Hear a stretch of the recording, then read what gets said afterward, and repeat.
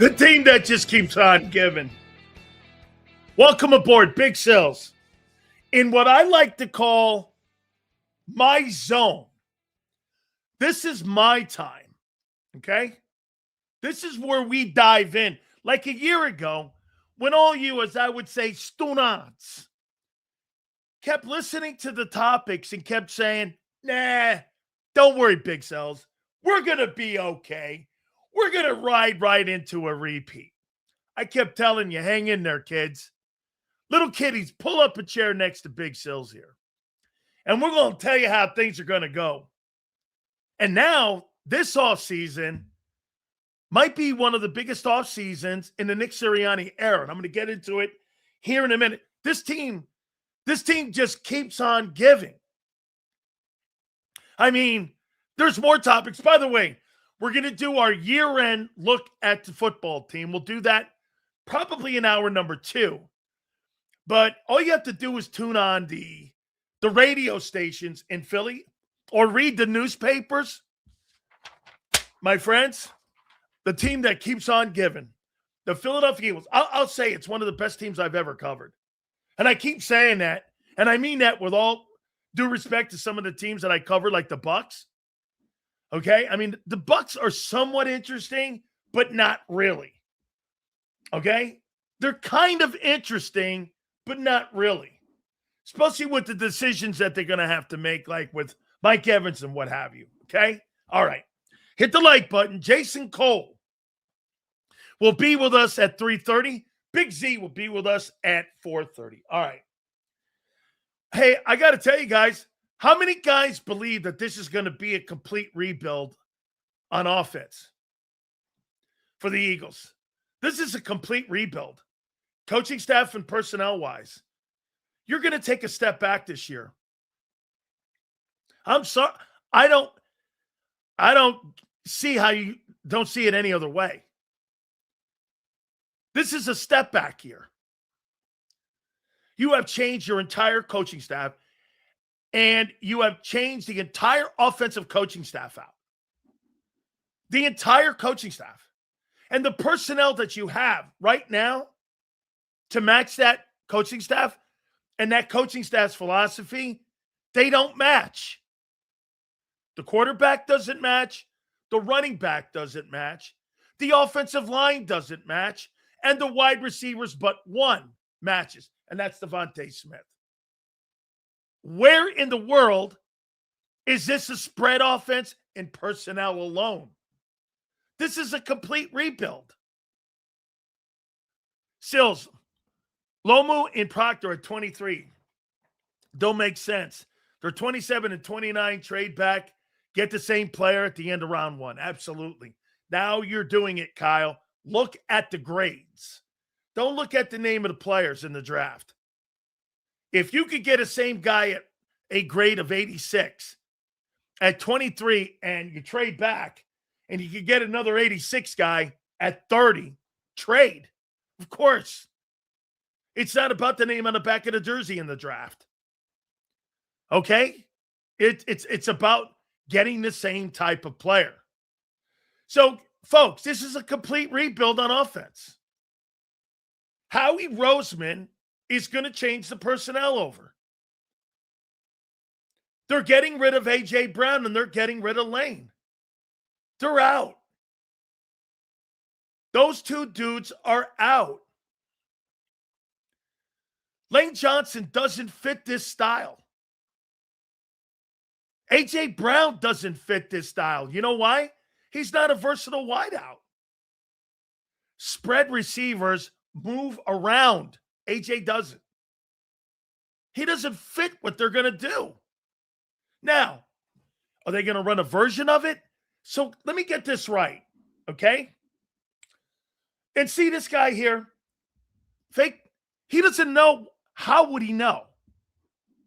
Personnel. So get this, folks. See this? This is not fake news. You fired the entire offensive coaching staff. Did you not? You're changing the way you are going to win games. Are you not?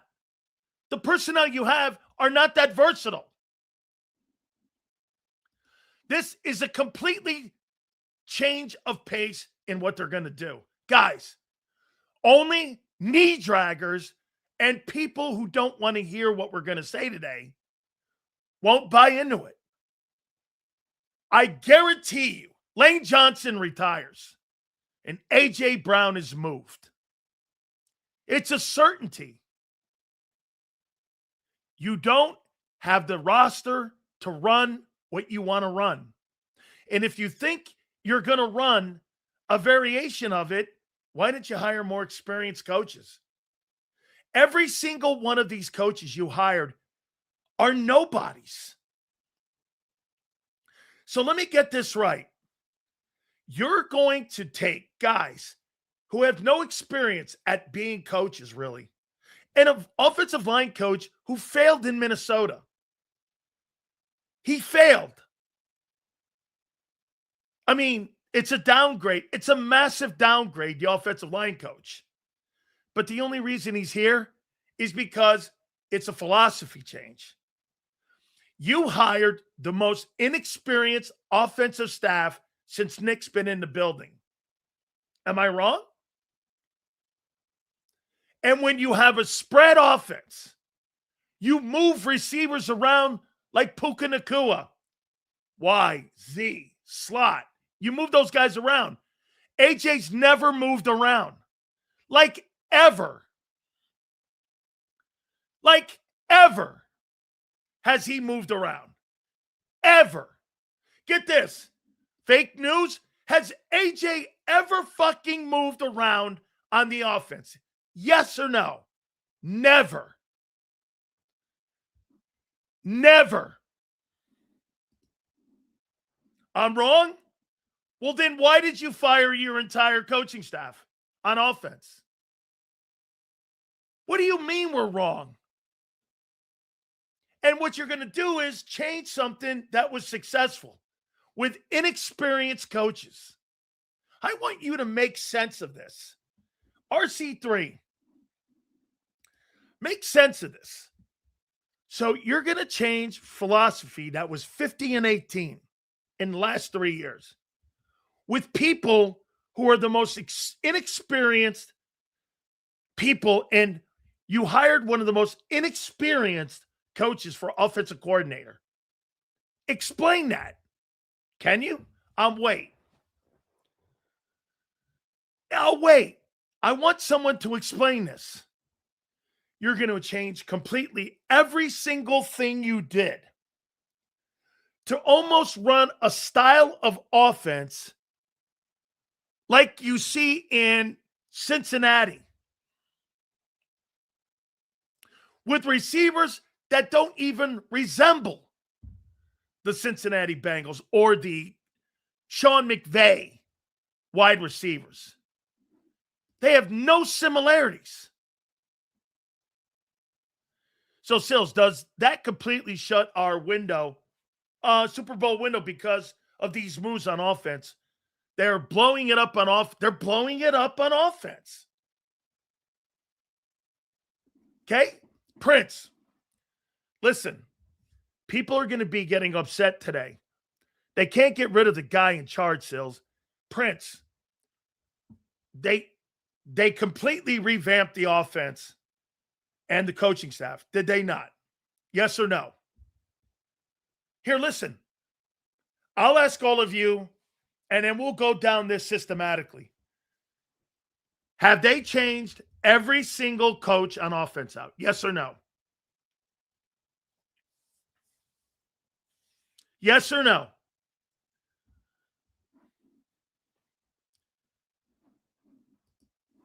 Did they change every coach out? Yes, Bob. Okay. Okay. Flexing. Yes. Okay. So there, we got one. So when you change the coaching staff and you change, what was the reason that they changed the offensive line coach? Anybody? We're going to go down this list, and I'm going to prove the point to you that this is a complete direction change and how he is going to change the entire offense around. Okay? They changed the offensive line coach, correct? Why did they change and fire, basically, Jeff Stoutland? Why? Why did they change one of the most successful run coaches, offensive line coaches of all time? Why did they do that? Okay? New rushing style? No. It's a new offense. Saquon Barkley doesn't fit. Okay. Let's just take it from what he just said. Does Saquon Barkley fit as a pass protector and a pass catcher and a rusher in this new offense? Yes or no? He's brutal in pass protection, and he can't catch passes. So Barkley doesn't fit. Okay? Does Barkley fit the new rushing style? Yes or no? Does he fit? He can't pass protect to save his life. This is a brand new scheme. Okay? So, Taylor, in a brand new scheme, do you think you can change the scheme without changing the people that know how to run that scheme? Do you know? Taylor, can you change a scheme and plug and play the same people in a different style of play? That's like saying Joe Burrow could run an RPO offense. You wouldn't have Joe Burrow run an RPO offense, would you? Would you have him run an RPO offense? When we signed Barkley in 24, the Eagles were glazing on how good his pass protection is. Go back and watch the interviews. He stinks.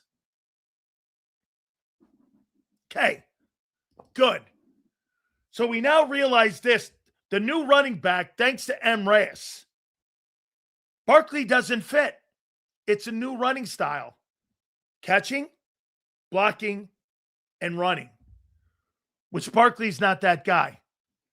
So Saquon Barkley doesn't fit the new offense. You got a $20 million running back who doesn't fit what you're going to do. He doesn't fit. This guy doesn't fit. Right? You need somebody like a Bucky Irvin. You need somebody like, okay? Get this. Saquon fits the new style just like running backs before him. Bro, this guy's a liar. He's pathetic in pass protection. He sucks at catching the football. How is he a fit for what? And if you're going to have screen passes, he doesn't catch the football. How many people think that Saquon Barkley is a West Coast running back or a spread offense running back? Anybody? That's right. Alvin Kamara is a guy that fits this offense, not Saquon Barkley. Derrick Henry doesn't fit this offense. A guy like Derrick Henry doesn't fit. Henry, Adrian Peterson, all those guys don't fit. You're making things up. Keith Byers, another great example. That's correct. Barkley can't block. He can't catch. Okay? He can do none of those things. So your running back is obsolete in this new offense. Okay? As we said, when you're spreading the ball around, that's multiple routes. Look it up. They may run a variation of a West Coast, okay? AJ's not going to fit what they're going to do. AJ Brown is too predictable. Okay? Brian Westbrook would be insane great in this offense. He would be insane. Catch, block, run, stretch plays, in between the tackle. Okay? Get this. How many people believe that Saquon Barkley is a West Coast back? Saying dumb shit? Bro, it's dumb to you because you don't know what I'm talking about. You have no idea. Just because you have a player that's a great player, that doesn't mean he fits everywhere. They have fired the entire offensive coaching staff. Okay, Nick, man, some of these people don't like to be told the truth. Nick, why did they fire the entire coaching staff on offense? Nick says that Saquon's a pure West Coast back. In what world are you thinking? West Coast backs are Alvin Kamara and Christian McCaffrey. Bijan Robinson. Here, let me give you what a West Coast back is. Okay? Here's a West Coast back. Let me give you a West Coast guy. And here, let me go here. Here's a West Coast guy.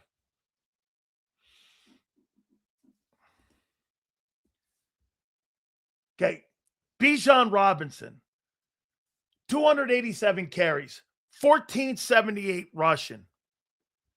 Bijan Robinson, 80 catches, 820 yards receiving. That's West Coast. That's not Saquon Barkley.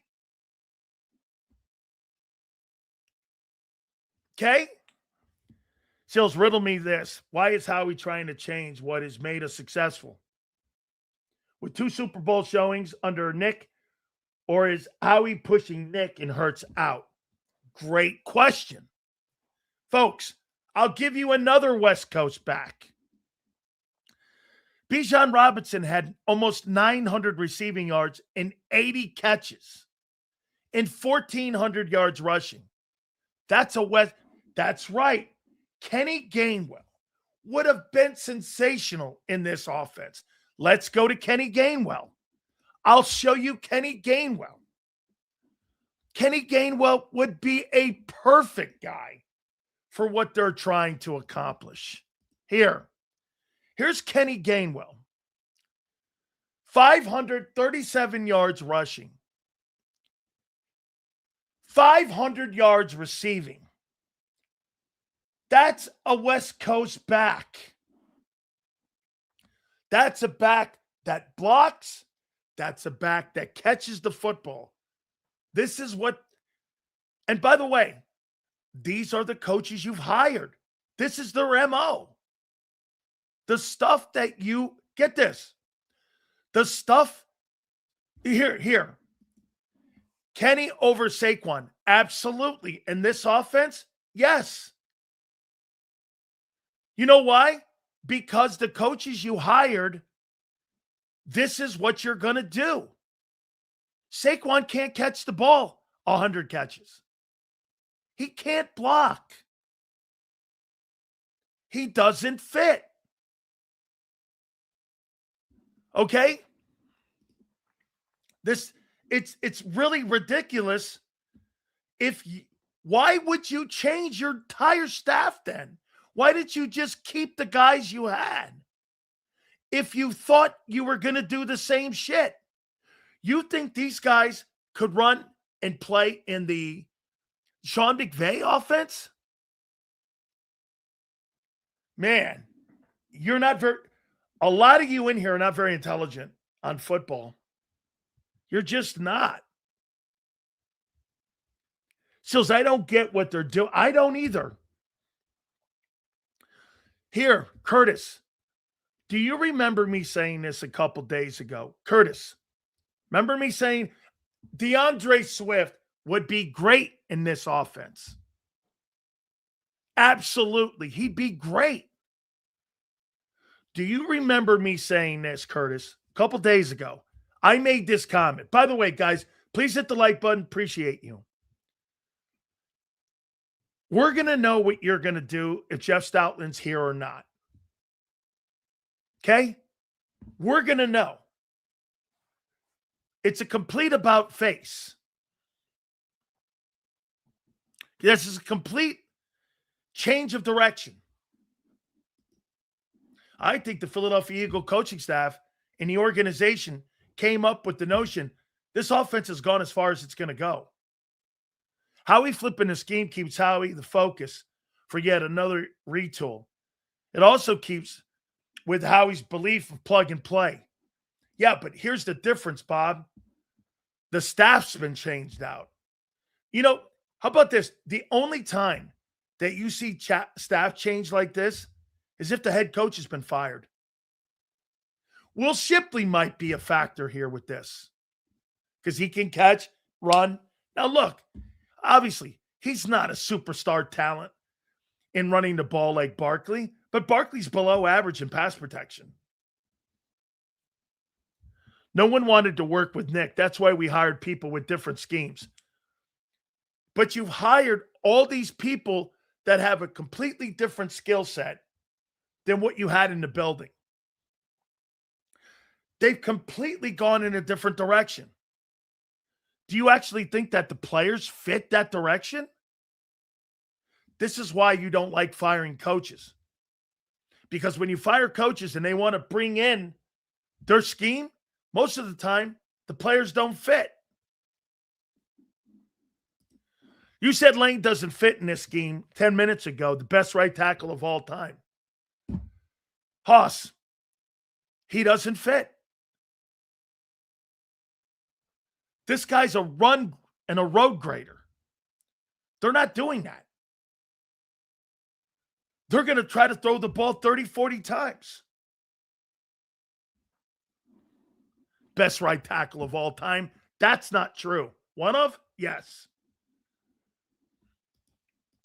No, the problem what you get is, listen, Sills is right. These people don't want to hear that they're rebuilding. In the next 2 years, the entire offense, in my opinion, depending on how well the quarterback plays this year, will be changed out. So as I keep an eye on the kid from Washington, Denzel Boston, he would fit the Eagles' new offense. The next 2 years, they're going to completely change the entire. I think the only people that'll be left will be Devontae. And if Landon can come back, Landon, Mulata. In 2 years, like I said, it'll depend on how well the quarterback plays. There could be only 2 guys left in that offense. Remember I said that. 2 guys left. Landon and Mulata. Big Sills, how do we keep Stout? How do we get Stout back in the building? Not with this offense. By the way, you hired a guy who failed in Minnesota. I did some research on the guy. He failed. I mean, he failed. They had one of the worst O-lines and the lack of player development, and that's why they didn't redo his deal. Won't fit, too predictable. Didn't you also say AJ would kill it in LA with Harbaugh and that style of system? I don't know, man. It seems like, no, well, the quarterback is a spread guy. He knows how to throw the ball and spread the ball around. Okay? He won't fit here with Hurts because Hurts doesn't fit. Dude, Justin Herbert, Jalen Hurts. Every time Jalen Hurts has played against the Eagles, he beats the piss out of you. Justin Herbert owns the Eagles. Had one of the greatest completion percentage games, like of all time. He had like a 90% completion percentage. Have you ever heard of adapt and overcome? Adapt and overcome at 37? Adapt and overcome. Really? So, Gabe, you think that Joe Burrow could adapt and overcome and run a spread offense? Or, a RPO offense? He doesn't have the skill set for that. That's like saying, I'm going to take an Olympic 100-yard meter guy and I'm going to run him in a marathon. Hey, adapt. Let's see how good you are. So I'm going to take Usain Bolt. That's a 100-yard meter guy. Hey, I want you to run marathons now. You think that fits? That's obnoxious.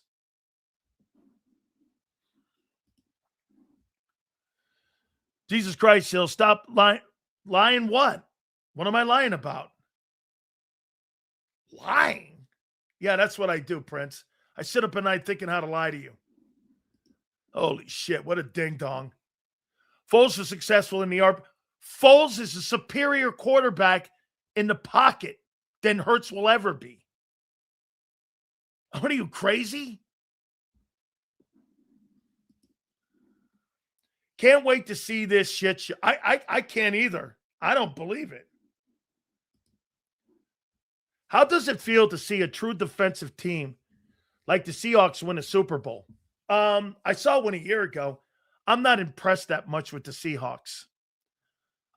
Jason Cole's going to join us, and he agrees with me.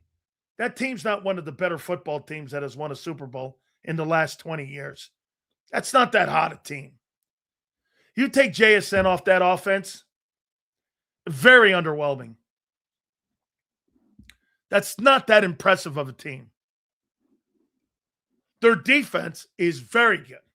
But for me, I look at that team, that's one of the bottom third teams in Super Bowl history that's ever won. Justin Herbert was terrible in the game. Terrible in that game. Only thing he did better was run, Sills. What are you talking about? Yeah, he beat you with a fucking broken hand. Beat you with a broken hand and 2 tackles that were out in that ball game. And you still couldn't beat him. Think of this. You talk to me about your bullshit quarterback when he doesn't have good numbers and he wins. All Herbert does against the Eagles is win. Matters to him then, doesn't it?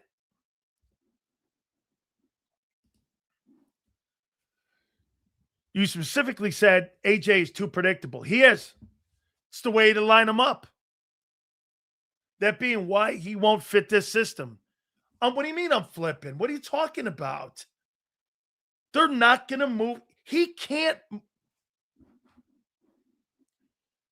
Okay. We're going to do this again here. Man, this is like going to kindergarten school. A.J. Brown, draft profile. Nothing's changed. Follow me, kiddies. Weakness.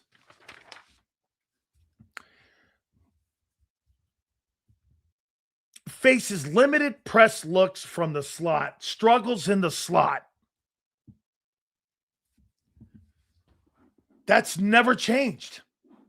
When you run like Puka Nacua, out of the slot, out of the Y, out of the Z, that's a spread offense. AJ doesn't do that. The Eagles have never put him in the slot, really, because he struggles in the slot. That's spread offense. Okay? He's on the Y, and sometimes he's on the Z. Most of the time, he's predictable in his alignment. What's made him great is yak and the slant. Other than that, and a little bit of the go. They don't fit. Do you not understand this? How about this? Adrian Peterson and a West Coast offense doesn't fit. Why? Because they're going to throw the ball in that offense. Adrian Peterson fits in a power offense. I can't believe you don't know the difference. If Vic might retire next year, what does that mean for drafting defensive players in the upcoming draft? I think you're going heavy offense. Here, get this. Once again, how you know what they're doing is they have hired people that have no similarities to the previous coaching staffs that you had. Okay? These guys report on Sports 1 Minute, tell you that the offense the Eagles run isn't sustainable. So now they change it, and that's not good. I didn't say, no, you're missing it, Angelo.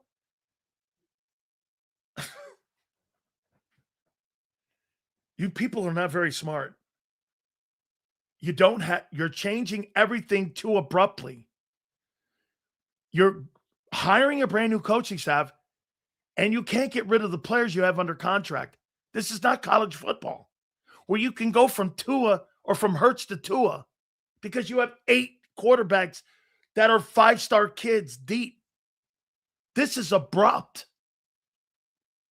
You have fired the entire offensive coaching staff for a reason, because you're going with a different approach. Do you think if you go with a different approach with the same players, you think it magically works? Man, where in God's name do you get that? That's like saying a 34 end fits in a 43. He doesn't.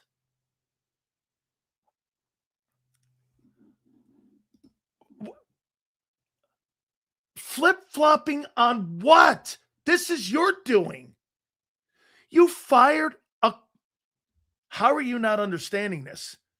You fired all your offensive coaches because you're going in a different direction. The personnel you have don't fit that direction. What are you not understanding? What in God's name are you flip-flop on what? The Eagles are flip-flopping. They're the ones changing. I'm not. I'm watching what you're doing. What are you talking about? I'm not even saying.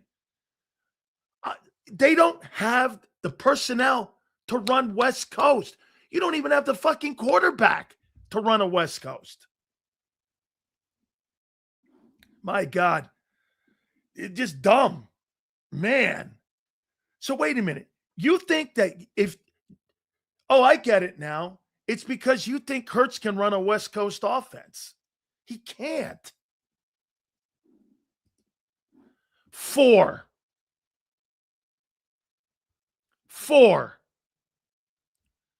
How many games before they go back to run heavy scheme, Sills? 4. Absolutely. 4 games. They'll go back to doing what they did. Here, let me give you an insight. Do you remember in 24, at the beginning of the year, they were running all that motion and doing all that? They come out of the break and they went back to running heavy. That's what you're going to do again.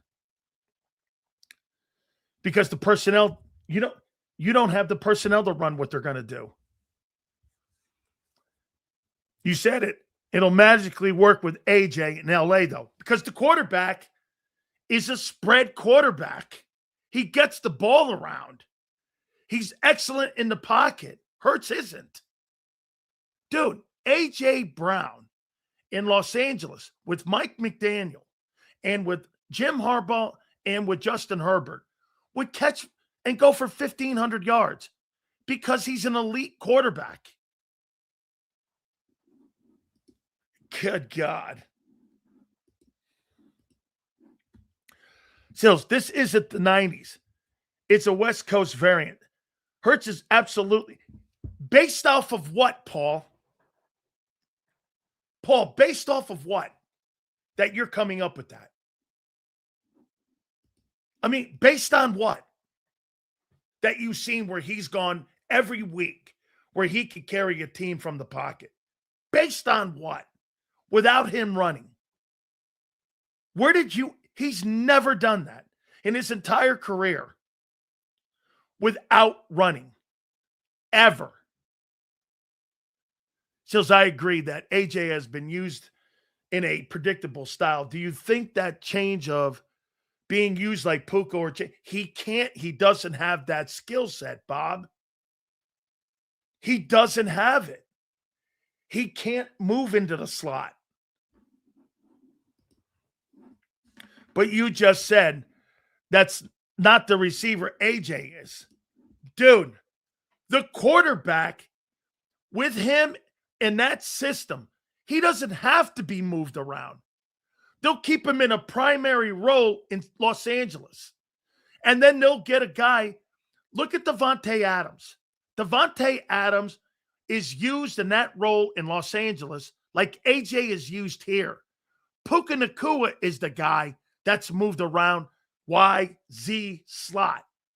AJ will be the 2 in a place like Los Angeles. In an offense like that, you have to have a guy that's multitasking, that can move around in multiple positions. AJ's not.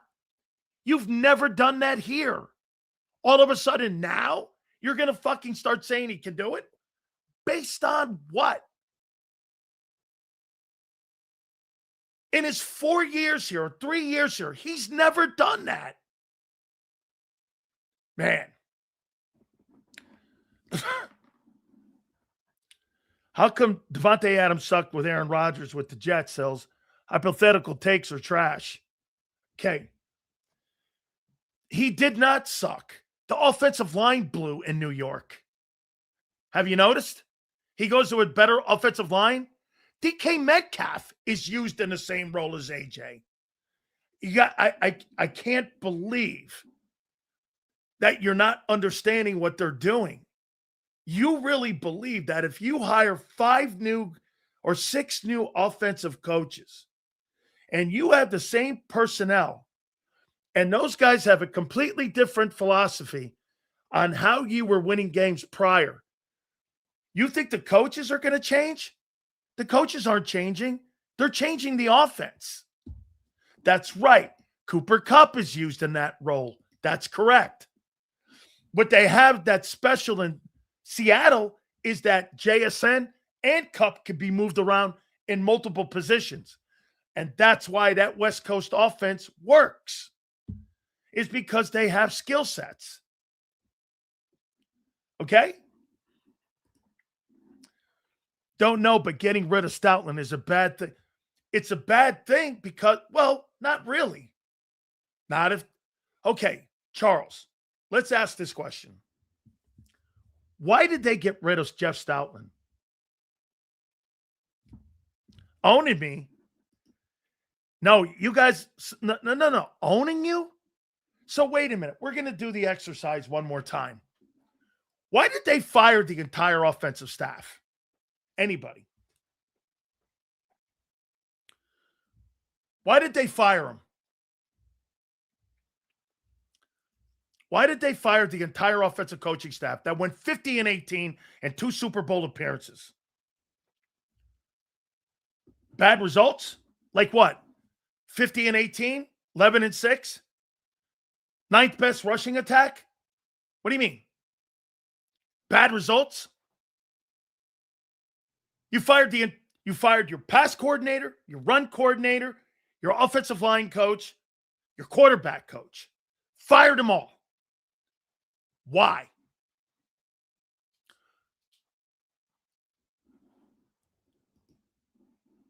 Passing game sucks. You're 50-18. You want numbers or wins? Curious. Why'd you fire them all? Bad results.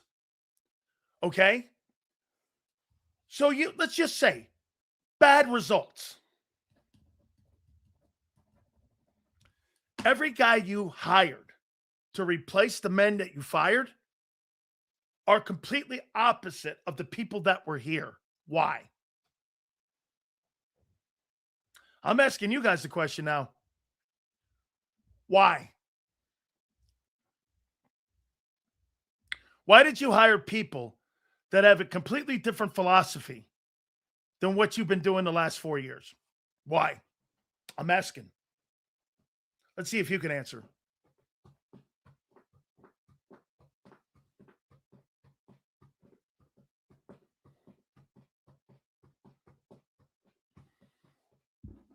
What's this now? Don't want to be a run-heavy team anymore. That's the answer. Oh, okay. So you don't want to be a run-heavy team. Is that why Jeff Stoutland was fired? So you're not going to have a run-heavy offense anymore. Is that what you're saying, Kyle? Okay.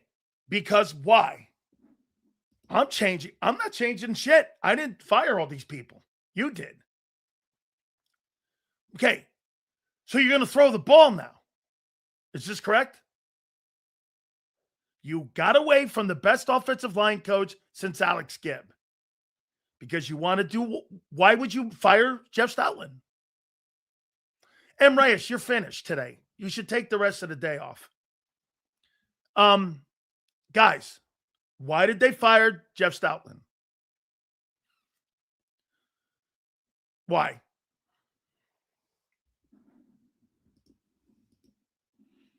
The owner hates the way the offense looks, okay? See? Stoutland was tired of Sirianni's nonsense. No. Well, wait. Okay, Wheel. How about this? Well, then why did you hire a guy that has and doesn't resemble anything that Jeff Stoutland teaches? He teaches more spread. He's a spread guy. Okay? So you hired an O-line coach that doesn't teach anything that Lane Johnson's been taught for the last 13 years. Why would you do that? Why would you hire an offensive line coach that has no similarities to Jeff Stoutland? Why would you do that?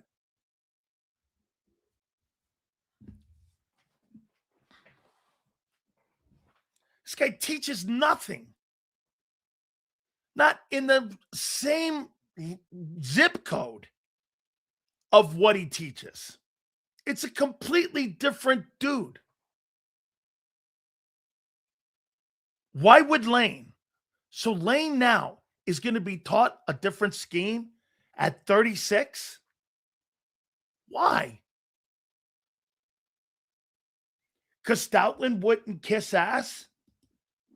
No. The reason they took the run game coordinating duties away is because they wanted to go in a different direction on how to use the run game to help the pass game and set it up more. You can't even answer your own actions right now. Some people in here can't even answer their own actions. You're making it seem like I'm making shit up. You fired 5 of your 6 offensive coaches, but the wide receiver guy. Everybody's gone. And the significant roles, run coordinator, pass coordinator, quarterback coach, are all new and don't resemble anything of what you did in the last 6 years. Why?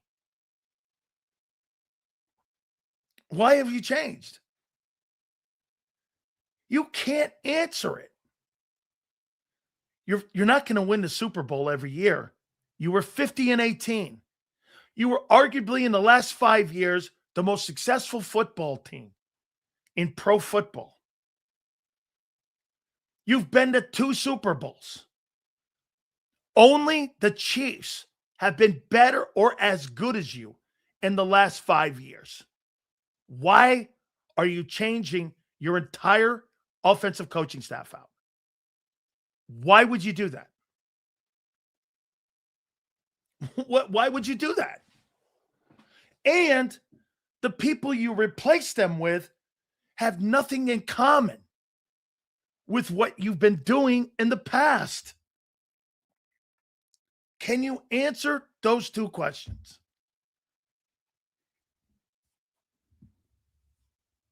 Why? Why did you?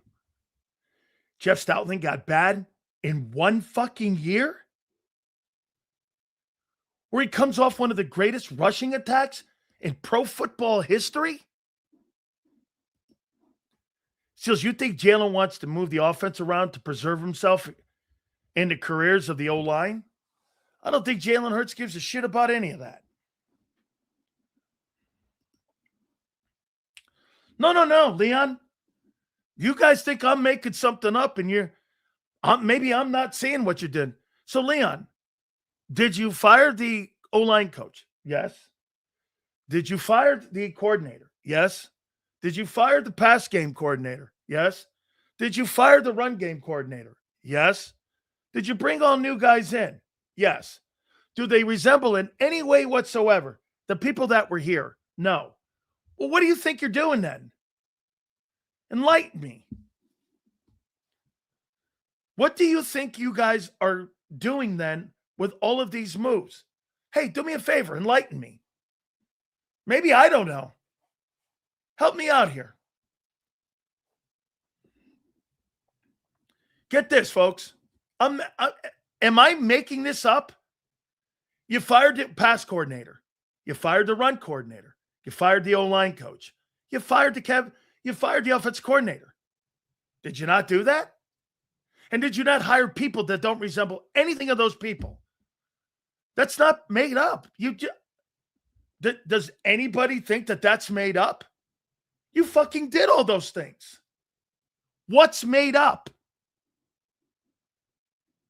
Tell me what's made up. I don't even have an opinion on that here yet. Did you not do that? Did you not do all those things? I happen to agree. I mean, did you not do all those things? Yes or no?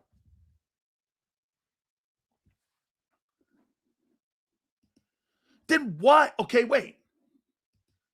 Well, then why are people disputing this? So, Pietris, let me ask you this. If you make all those changes, okay, with people that don't coach the style of play that you had the previous 6 years, and they're brand new in your building, and they don't coach the style of play that you had here for 6 years, what do you think is going to happen? Enlighten me. They're making a change in how they're going to approach games. Yes or no? Or is that made up too? Dude, it's like hiring a helicopter pilot to fly a jet. They're two different things. This is correct. They're beginning to replace players. They're going to start replacing players. The next 2 years, they're going to try to do this shit on the fly. And they're going to try to replace players on offense. Why? Couple reasons. Money's owed on the other side, and you've got to get younger. 27th ranked offense the past 2 years. Why not change? Because in the last 2 years, you went 25-7. And you were 3-1 in the playoffs. That's fucking why. Are you about ranking or winning? Laurie was pissed the offense was shit. he always wanted an air attack. He's mandating a McVay scheme, and that will push Jalen and Sirianni out. Brian, you win football games, right? So look at the Eagles, 14-3 last year, 11-6 this year. They were 25-9, 3-1 in the playoffs in 2 years with a Super Bowl title and an NFC championship. What are you changing again?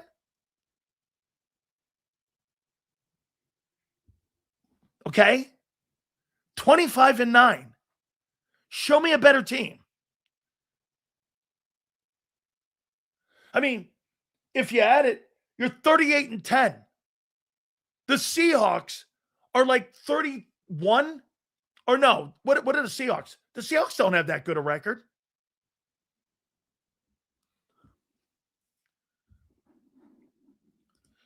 Trends are telling you what you are doing in that respected week.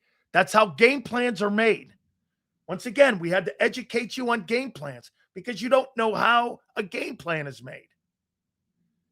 Game plan is every 3 weeks what a trends are for a team. Okay? The difference between trends and scheme change is night and day. Boy, wow. Unbelievable. This is sad. I'm actually disappointed. Sills, the retooling of this offense is like switching from NASCAR to Formula One.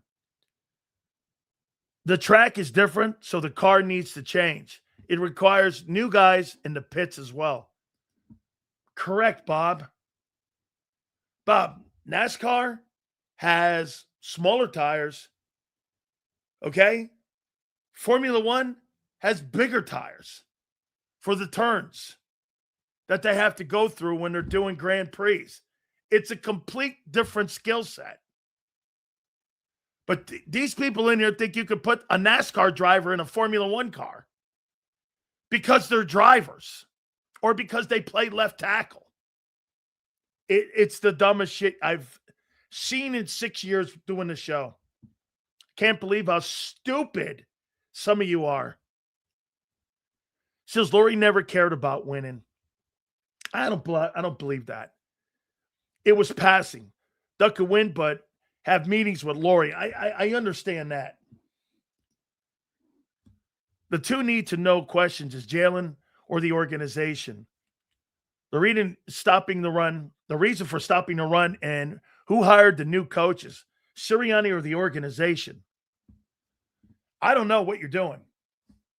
It just doesn't make sense. And how abrupt it is. Like, you fired everybody. Jeff Stoutland, you fired everybody. And we're going to go here. I'll tell you what. You didn't fire anybody on defense. They didn't play that hot in that game against the Niners. How come you didn't fire anybody over there? And you know what was funny? The coaching on that side of the football is superior. You had all this elite talent, and you couldn't do dick with it because of coaching. Coaching's shitty over there this last year. All up and down the line was shitty. You have all that so-called talent. I think it's overrated. We have elite wide receivers and elite running back. I don't believe you do. Not in that system. There's no fucking way they can't adjust to a different offense. Really. Then why haven't you? Because you were winning. You think Jalen Hurts is going to adapt to this new offense when he's never in his entire career is hilarious. Man, by the way, I can't fucking wait. This will be the end of this guy. He will be hanging out with Jordan. This guy's going to be hanging out with G League dudes. I think it's dumb with current players, but it's Laurie. Could be. Wow, the Birds front office loves fans like this. Oh, my God, you bet. Oh, my God, are you kidding me? They love dudes like this. They love these kind of guys. There's no doubt. They think guys can just automatically play a different skill set. And how many times have people come on this program and say, look, when guys get drafted, it matters where you get drafted to places. Why? Why do you think when people come on our show that are legendary people that come on our program and say, when you get drafted, it matters where you get drafted to? Why? Do you fit the skill? Do you fit what they're doing? Do you not? But you don't hear that.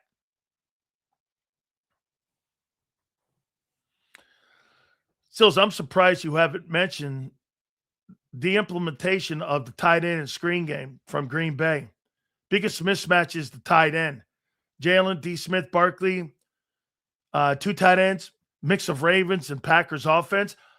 David, I think they are going to do a little of that, but Jordan Love is a better quarterback in the pocket at spreading the football around than Hurts doesn't resemble any of these quarterbacks in the league. I mean, he has no, of all the quarterbacks that have been in the Super Bowl in the last 10 years, he's the worst pocket passer of them all. I mean, on a week-to-week basis, he's the worst. Foles is better.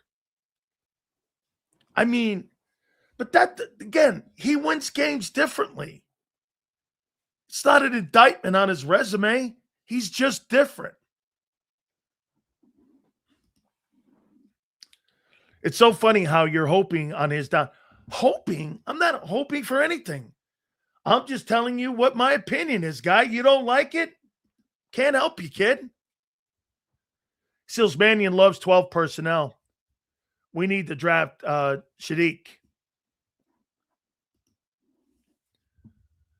Sills, do you think that the scheme change away from the power scheme might help both Landon and Cam?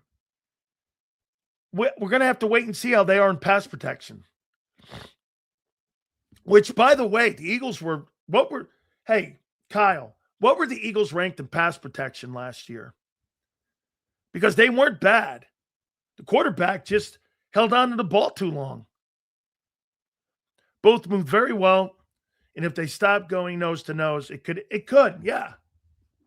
I'll tell you what, that'll end in tush push for sure. 100%, Bob.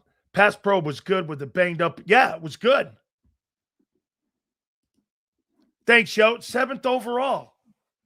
That's where they're looking right now. Do you understand? 7th overall in pass protection. By the way, was Jalen Hurts one of the top quarterbacks with time in the pocket a year ago? So I'm going to show you a number here. Kyle, somebody. Did Hurts, was he in the top 5 for the most time that he had to throw in the pocket? Was he?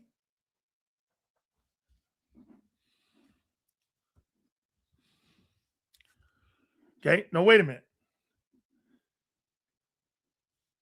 Was it 2.8? He was 7th. Hurts is 7th in the league in time to throw the ball. And he averaged 3 seconds in the pocket. One of the biggest numbers in the league. And you were 7th in pass protection. And your offensive passing attack was 25th. You figure it out. You're a stupid clown hating on a man every day. No, I'm not hating on the bro. You got me wrong, Marcus. I'm talking about your changes. They're making changes because of the quarterback. They're making changes because of the pass game. Well, who's in charge of the pass game? The quarterback. I mean, what the hell are you talking about? We're talking about what you're doing here. Dude, these moves are indicting everybody on what the pass game has been like. Man, you guys moan and boy do you cry. Seriously, man, some of you guys are just like moaners. It's wild. Wait till you get a load of the second wait till you get a load of the second topic. Sills is not lying. Facts equal hate, apparently. Yeah, no, that's right. Thank you, Coyote. Get this. They think that there was no firings on the offense. They hired people who completely do everything differently. And they think what? Well, the players will adapt to it. Really? Based on what? You've seen that before?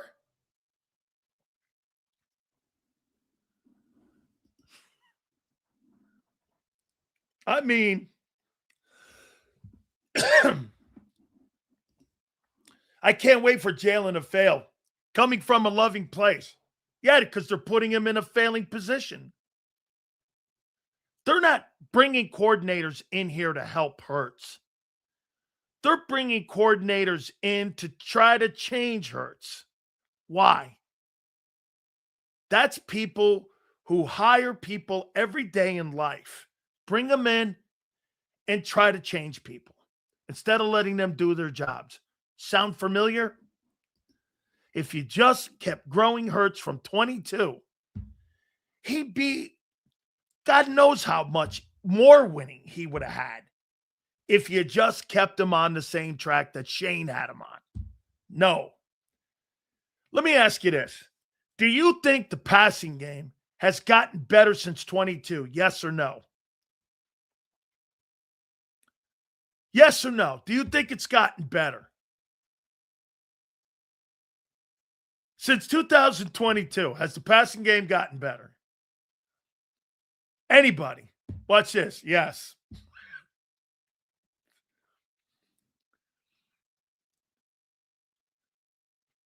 Anybody? Obviously not. Okay? So it hasn't. Well, so that's 2022, 23, 24, 25. That's 4 years of non-development of Jalen Hurts. Whose fucking fault is that? Whose fault is that? Hurts or the Eagles? I don't blame Jalen for that. Whose fault is that? For not elevating his game. Well, okay.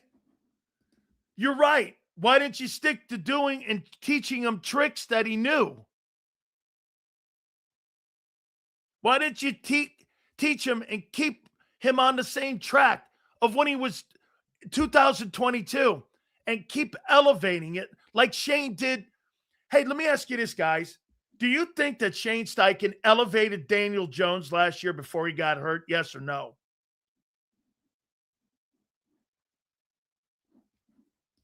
Personal, I don't know him from a can of paint. So Shane elevated Daniel Jones and made him a better player, right, Abe? Well, how come the Eagles haven't made Jalen Hurts a better player from the pocket in the last 4 years? Can you tell me? Anybody? Because they don't hire coordinators to help Jalen. They hire him to help Nick.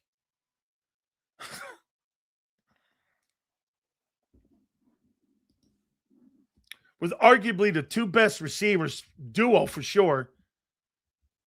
They've tried this already and went running the ball after 4 games. Absolutely.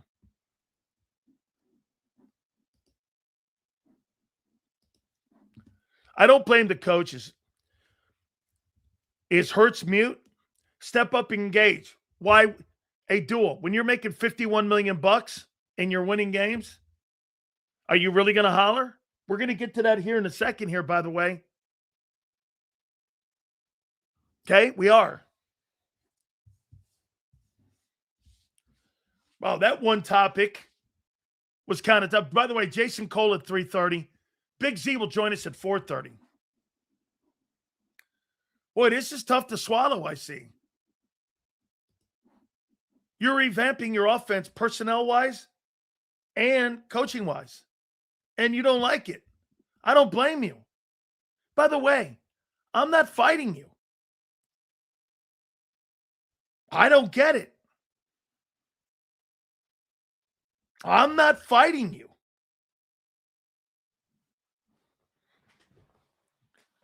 I'm not.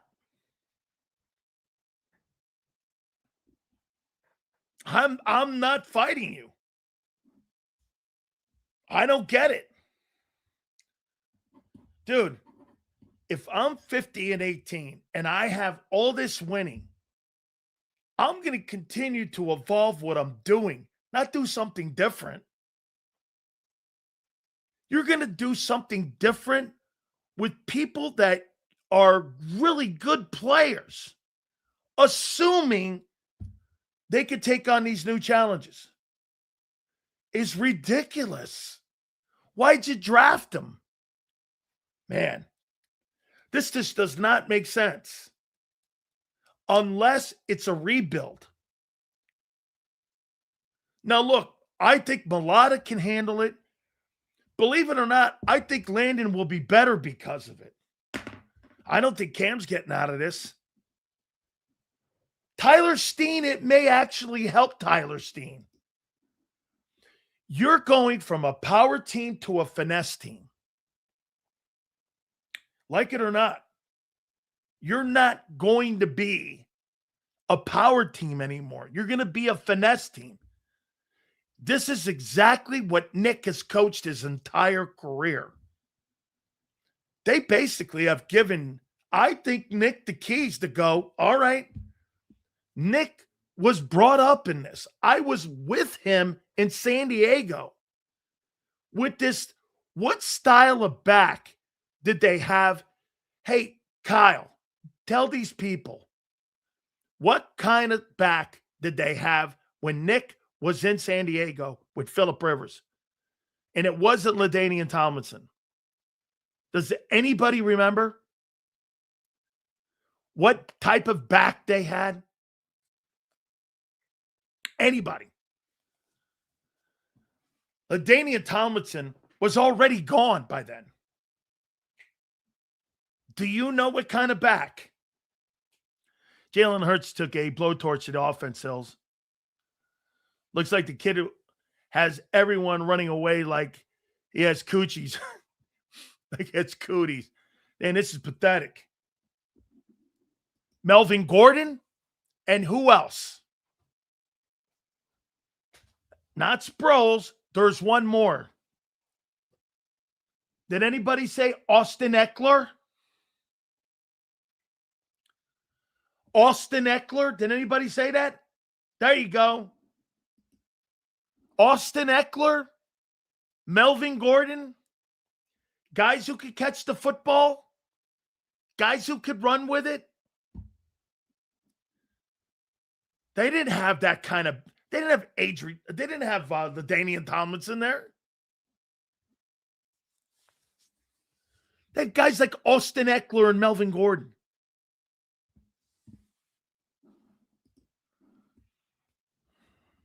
If anyone watched that offense last year and thinks we don't need a whole new change because the league figured us out, then you need to be in the Ludy bin.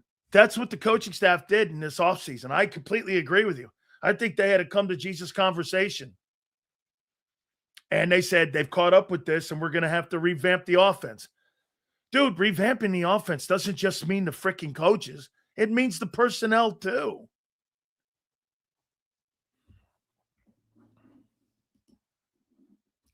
Sills, they should have kept Brian Johnson if they wanted Jalen to progress in the passing game. That's turning out to be true. Sills, I think Hurts can handle the changes coming. He's had new changes every year. He's still been able to win. Yeah, but what was the one thing that was in common with all the changes? You had a dominant running attack. You had a dominant running attack.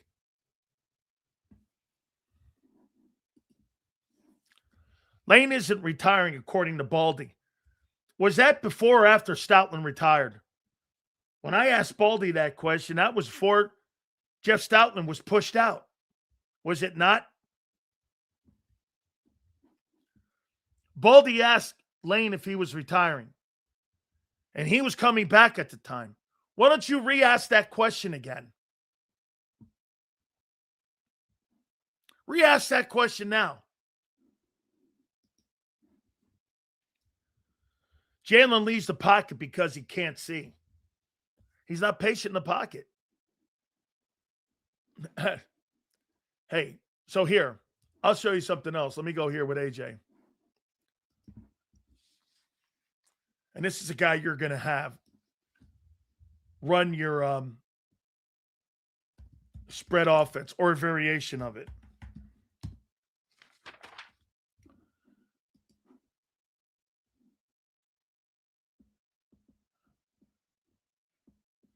Has issues sustaining rhythm as a passer with so many off-schedule throws. Inconsistent patience allowing routes to develop. Fuck, if you can't have patience in allowing routes to develop, what are you doing running a West Coast offense? Slow recognition for early throw opportunities. Offense. Leaves slants and crossovers behind targets. Throws behind the receiver. Does it still. Misses checkdowns and ops. And goes for the harder throw. Still does that. Deep arm ability, I believe he's gotten better there. Forces speedsters like at OU and Alabama to have to slow down to catch up with his pass. Needs to get better at trusting in the pocket. This is all the same shit that was said about him in 2020, and you're going to run the West Coast offense with that. Good luck. Good luck. By the way, I didn't write that about him. I didn't put that out there about him. Emmanuel Acho was at a Super Bowl party where he spoke to NFL players, and Jalen was there. Apparently, he was sitting in a room alone, away from others. Thoughts? Some guys are just like that, dude. It's okay. Hey, you sit in a room by yourself and you don't want people bugging you. I know a lot of people like that. Hey, quarterbacks are weird like everyone else. I don't really take that. Joe Montana was one of the weirdest dudes, okay, of all time. But one thing Joe was accessible. You could walk right up to Montana and say something to Joe, and he'd sit there and talk to you about anything. Okay? Saquon is elite. Not in this offense, he ain't. 36 footballs? You think, dude, I just told you what a West Coast offensive guy is. It's more of a guy like Gainwell who catches 50, 60 passes and rushes for like around 600 yards and can block.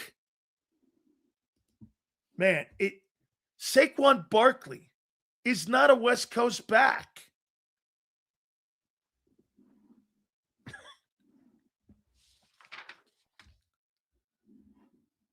Who told you that? He's never been in one. He was in an RPO one with Daniel Jones in New York. And he was kind of in a pseudo one here. Where in the world was he ever in a high-volume passing offense? And did you not watch him in pass protection this last year? I saw one game where he almost got Hurts killed. I mean, Hurts seems like the type that only hangs out. I don't really care about that. Laurie's in his mid-70s. Clearly, he wants to see the team's offense play the way he enjoys seeing the game before he kicks the bucket. That's stupid. Or maybe it's the right time. There's nothing wrong with being, listen, an introvert. I don't either. Saquon Barkley is limited, makes perfect sense. On what? He just ran for 20. You're not going to run the ball in a spread for 2,600 yards. Name me one offense that was a spread offense that had a 2K rusher or even an 1,800-yard rusher. What are you talking about? Dude, you've hired brand new offensive coaches that don't resemble the 2,600. What are you not understanding?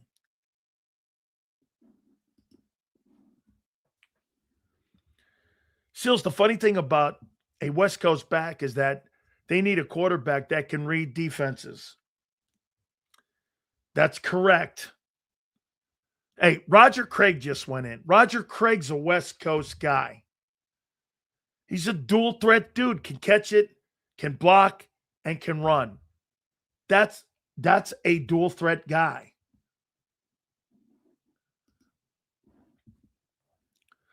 Sills, when is getting Saquon in space a bad idea? How come you've never done that? Now you don't have a quarterback that throws intermediate passes. He throws 5-yard outs. He doesn't. Let me ask you this, my friend. Do you think the Eagles have a check down game and a screen game? In the 6 years that Jalen Hurts has been the starting quarterback, do you have a screen game? Yes or no?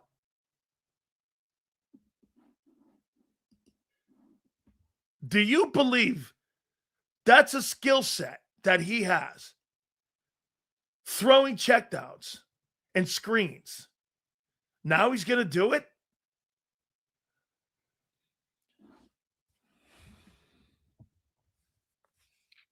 West Coast running back, 1,100 yards rushing, 600 yards receiving. Definitely not Barkley. Correct. Like the guy in Atlanta. Hey, by the way, Mikey, remember how he tried trading for Christian McCaffrey? Okay?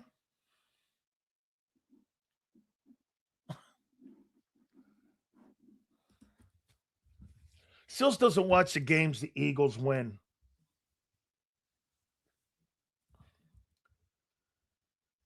Remember, folks, he never has input, so he's never had to expand on how the Eagles have evolved in certain facets. Where have they evolved in the passing game?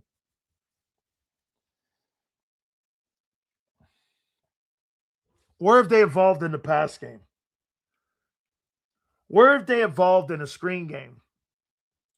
Where have they evolved in the middle of the field throwing the ball? Where have they evolved in the quarterback having patience in the pocket with the most time to throw, with the 7th best pass protection? Where have they evolved?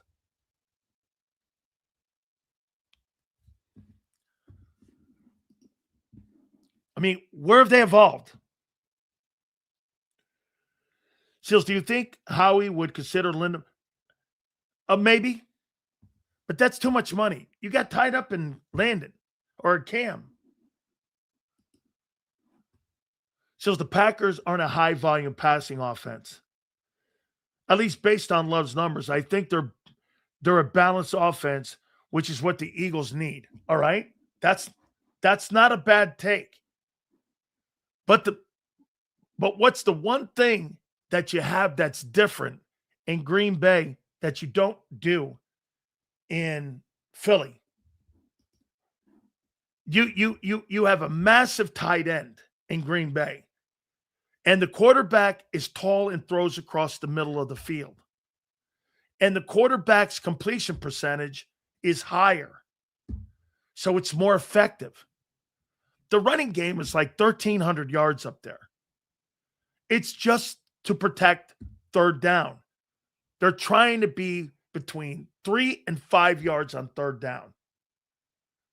The key to Green Bay's success on offense is they got to win first and second down. And the tight end helped them a lot. The tight end is the number one target when he was healthy, was he not? Well, the tight end in Philadelphia is the third target at best.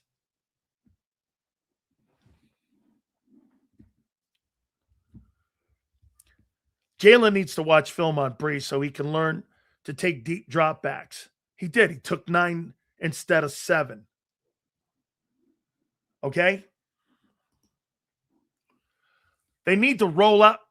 How come? That's a great take right here. Hey, the real. How come Hurts doesn't roll out more and they don't put him in space like Aaron Rodgers in his younger day? What do you think? Okay?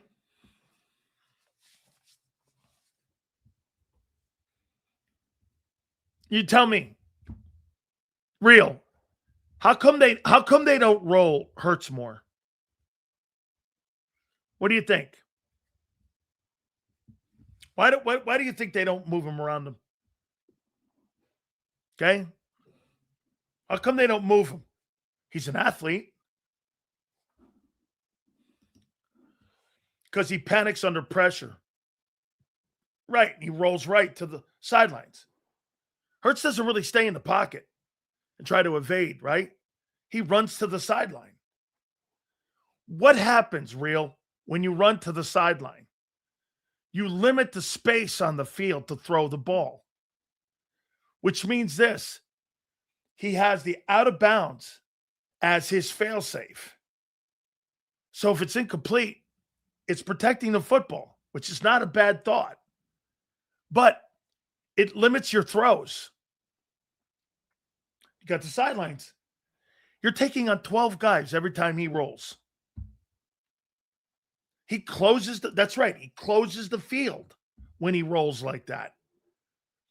When Aaron Rodgers rolled or Montana early in his career rolled, they didn't roll to the sidelines. They rolled to the hash so that they could still have the sidelines in space. Hurts rolls to the sidelines. You're condensing the field, limiting your space to throw the ball. So if it's incomplete, I get it. He's out of bounds and it's not a turnover. But you become predictable and you're limited because you're not rolling to the hash. Next time you watch a really great quarterback, they roll to the hashes. They don't roll to the sidelines. Only the people with happy feet or a guy like Allen can get away with that because he's so fucking big.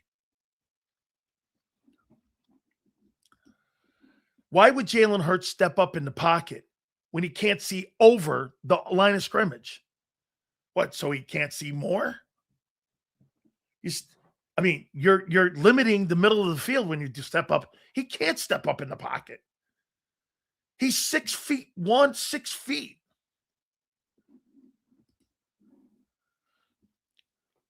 In the West Coast offense, it's called sprint. Right. It's called sprint option. It's right. Aaron Rodgers is the architect of the greatest sprint out guy I've ever seen. He's a weapon out there in his heyday. But go back and watch some game film on him. He doesn't sprint to the sidelines. He sprints to open space, turns his hips, puts his feet in great position. He's a tremendous athlete. He's the best sprint out quarterback I've ever seen. It's a skill set to do that. Jason Cole will join us. We're going to talk some Super Bowl with him. By the way, I want you to hear what Jason said about that Seahawks team, and I think it's a missed opportunity for Philly. I'm not impressed with the Seahawks. I think they're a good team. A great team? I don't think that that's a great team. Then the Eagles need to make the line better. Okay, well, wait. They need to make the line better? They need to make the line different.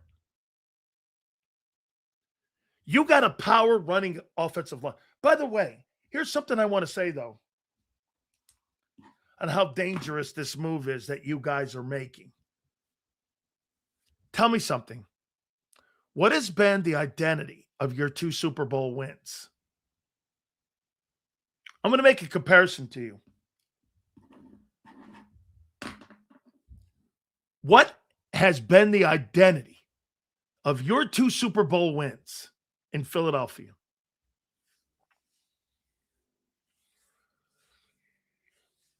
Your identity has been what? Your O-line. The way you ran the ball. Just like in Tampa. I said this to Buck fans today. They've made so many changes on their offensive coaching staff. You're not going to recognize them. Okay? Well, what's the thing that personified the Bucks when they won those Super Bowls? Yes, Brady was on that second one. But, dude, that defense they had was lights out. And the Buck defense with Sapp and those guys, bro, you won football games with those defenses. Stopping Mahomes. The way they stopped him in the Super Bowl, it was almost like the 24 Eagles. They crushed him. The Bucks defense crushed Mahomes in that Super Bowl. They fucking crushed him. The Bucks defense crushed the Raiders. That's their identity. They've gotten away from it. They're not very good on defense right now. And you're changing your mentality and becoming now a finesse team. Dude, it's a complete philosophical change from who you are or were to who you want to be. I mean, this is going to be a different Eagle team, except on defense. This is going to be completely different. And it creates more questions.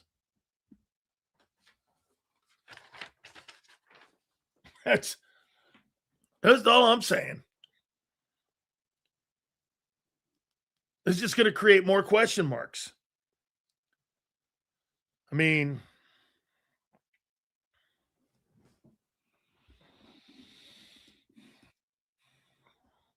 I can't wait to see it. I mean, this is going to be a pretty interesting conversation here. All right. So we're going to talk with our friend Jason Cole here now.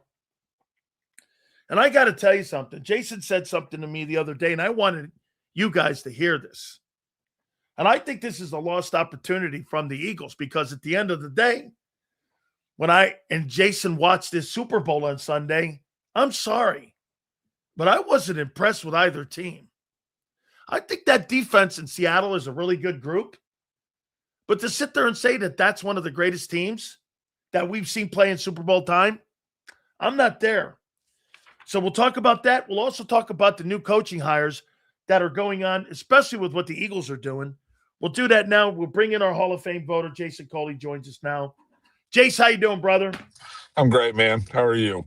Do you agree, Jace, that the Seahawks, if you had to put it in the last 20 years, maybe one of the more unimpressive football teams that you've seen win the Super Bowl is this Seahawks team? I'm trying to think here.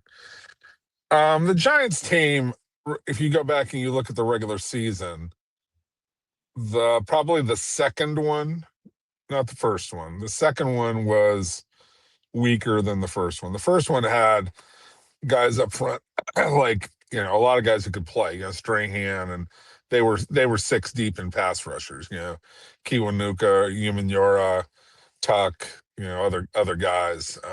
Strahan was on the first one, right? Strahan was on the first one, was not there for the second one. They did a really nice job in the second one still, but I would say the first one was a better team. I would say they're about the same as that. Eli Manning is probably a better quarterback than Sam Darnold, especially in big games. I mean, he was required to make some big throws, and Sam didn't have to make any big throws in this last game. So it's hard to judge on that one. This game was kind of put away. it was put away by Drake May's failure to perform. And if you go back before that, I'd say that Tampa team under John Gruden was also a really great defense. I think a better defense than this Seattle team. But the offense, I think this Seattle offense is a little bit better than that Tampa offense. So they kind of even out. So you're going back 25 years. And that Ravens team, there's certainly a better offense than that Ravens team, that the first one with Ray Lewis that won. But the defense, I mean, come on, that's one of the 2 or 3 best defenses. I would argue that Ravens defense was actually better than the Bears in '85, but that's me personally. That's just a matter of taste. Do you agree that if you're going to make a comparison on Sam Darnold, that Sam Darnold would probably be, and I talked to Brad Johnson this morning, and I'm really good friends with Brad Johnson. He's a better version of Brad Johnson. Oh yeah, he's more gifted than Brad. I mean, Brad was cerebral, tough, but Sam can make a lot of throws. I mean, Sam can make throws that Brad Johnson couldn't make. Do I trust him to avoid? I would trust Brad Johnson to make fewer mistakes than Sam Darnold, even to this day. So the sum total is probably the same. But if you just want to go on physical talent, like if you went out and did, pass, punt, and kick competition with just the throwing part of it, and had those guys line up, I mean, Sam Darnold, he laps him up and down the field in terms of arm strength. Do you agree that you don't have to have an elite quarterback to win Super Bowls? Once in a while. Most of the time, you need to have an elite guy. Last 25 years, if you didn't have an elite guy, you better get really lucky, and a guy better get really hot, like Nick Foles, Joe Flacco. Other than that, there's not. This is the Breeze, Manning, Breeze, Brady era was pretty substantial, right? You had to have a special guy. This is a downturn in quarterbacking, so maybe that door is opened up. But I kind of get the feeling you're going to have Burrow back. I think Lamar Jackson is going to return to form. Josh Allen is still there. Mahomes is going to get healthy. Things are going to get a little bit better next year. This was an odd year where a lot of guys just fell out. I'm going to ask you a question because I'm going to ask everybody in Philly. I was going to save this, but I'm going to ask you. So there's a conversation right now going on in Philadelphia here, and they've changed the entire coaching staff out. Obviously Jeff Stoutland, him leaving, and I talked to Adam Kaplan, and Adam Kaplan said that he was demoted, and Jeff Stoutland did not really appreciate some of the conversations that were going on with his demotion, and that's why he basically quit. They hire a guy who's more of a West Coast guy. With all that being said, this offseason, would you extend Jalen Hurts? No. Pretty firmly, no. I think the first extension was good. I think you bought him off for a number of years, but now and he rubs enough guys on the team the wrong way that he's got things.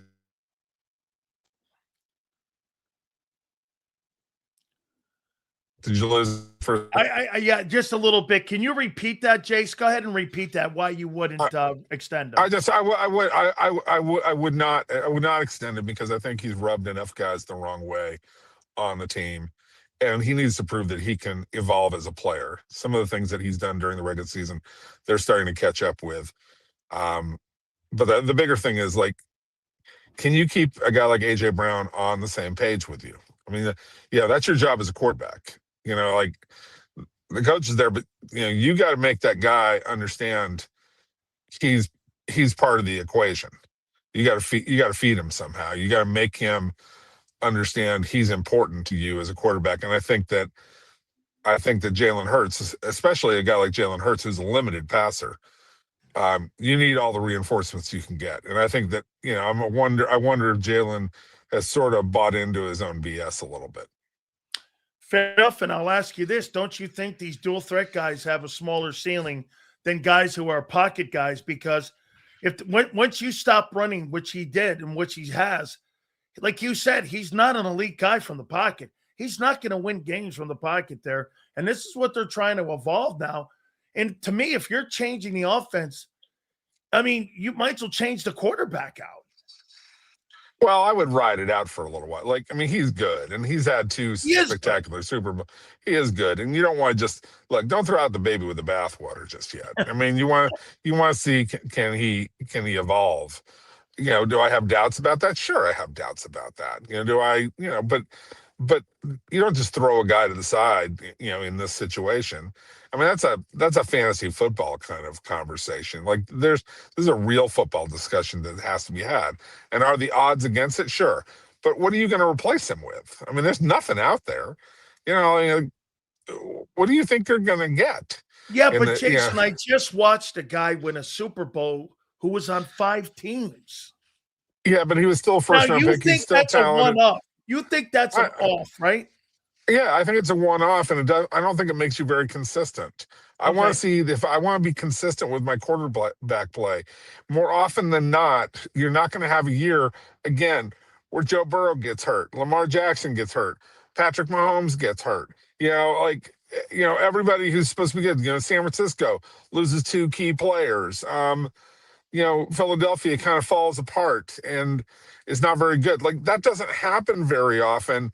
And then you get on a roll. I mean, look, in the fourth quarter of that game between Seattle and the Rams and the second one in the regular season, everybody's sitting there going, oh, the Rams are going to roll here. They're the best team in football. You know, 8 minutes and an overtime later, Seattle pulls off a miracle and they get on a roll. And here's the other thing. Defensive teams don't last. Okay, they don't. Look at the history. They win one title, and here's my theory on defenses. It's great to have a really good one. You want to build a great one. Sometimes it can cover up for lack of a quarterback. And everybody says, oh, you don't want to spend on a quarterback. You'd rather spend on defensive guys. Keeping a defense together is more expensive than building around one quarterback because you got to pay 4, 5, 6, 7 guys premium wage rather than paying one guy premium wage and then surround him with other guys. So in the long run, it's better to build around a quarterback. You're more consistent for a longer period of time. You play a more consistent offense. That's why, the Bradys and the Mannings and the Breezes, those guys make their teams competitive every year. A good defense, they last until those guys start to break down. And they usually break down really fast. That's how it happens. So for you, you're looking at, look, like you said, Jalen's a good player. Build around him. I mean, because what you're saying, right, the mistake that Brandon Beane's making in Buffalo is that you got a sensational guy and they're not building around him. They're leaning on the quarterback to have to carry that team on a week-to-week basis. And theoretically, it's not working. They tried. It's not working right now. I mean, like Diggs, fell out of favor, and Keon Coleman hasn't worked out. The 2 tight ends are okay, but they're not what they expected them to be. Obviously, the running back is terrific, okay? But and the offensive line is solid, not great, but nobody's offensive line is that good. You got to keep replenishing that along with drafting guys on defense who can run. Like, if you have a quarterback like Josh Allen, you want to play higher scoring games where you're gambling on turnovers, forcing turnovers by your defense, blitzing a lot. Don't play bend but don't break. Make sure that you're going full throttle all the time. There are some ways to play for that team, and I don't think they've quite figured it out. Look, they're probably one play from being in the Super Bowl, and I would argue if you put Josh Allen against Seattle, I think he plays a little bit better than Drake. Yes, okay. Yes, I would say. Yeah, I would think he plays a little better. Couple more questions for you here, Jace. You think Clint Kubiak does anything in Las Vegas, or is that just because of the owner? It's just never going to happen there. I mean, I know they're going to probably get Fernando Mendoza. Do you see Clint Kubiak going there and doing anything? I hope so. I hope for him, because Gary's I've known Gary for a long time, and you want guys to succeed. I would feel better if Tom Brady was in the building every day, because I think that Mark Davis does more to undermine the authority of his coaches than to help. You Because don't? I Are think you he a fan becomes of too close. Spytek? Are you a fan of Spytek, the general manager? He's fine. I mean, the problem with him is not. It ain't the bishops and the pawns and the knights and the and the rooks and King. it's the king. The king is the problem. Okay, the king is a foof. Okay, um, and he's too buddy with the players, and just like Al was at the end of his career, he lets the players get away with too much. Like Max Crosby had a direct line to Mark Davis, so anytime Pete Carroll wanted to do anything, Max would just call Mark and get his way, right? I mean, it's just not. It's a dysfunctional place, and you need to have Tom there to look at Mark and say, Mark, back away from doing that. Go pay attention to how you run the team. Like, go pay attention to how you make money. You have to keep a certain distance between yourself and the players. That's how you manage a team. You can be friends with the players, but they have to know that the coach has authority. And in Las Vegas, they don't. They just don't. And look, Pete was there just cashing out too, but that's a different matter. All right, so I got to tell you, when you were on my morning show the other day, I got a call from Michael Irvin, and Deion Sanders heard the interview, and he made a comment saying that we need to have players voting for the Hall of Fame, and all you guys. And I told Michael, listen. So I text Deion, and I said, listen, dude, you don't watch the games. You don't really look how you guys.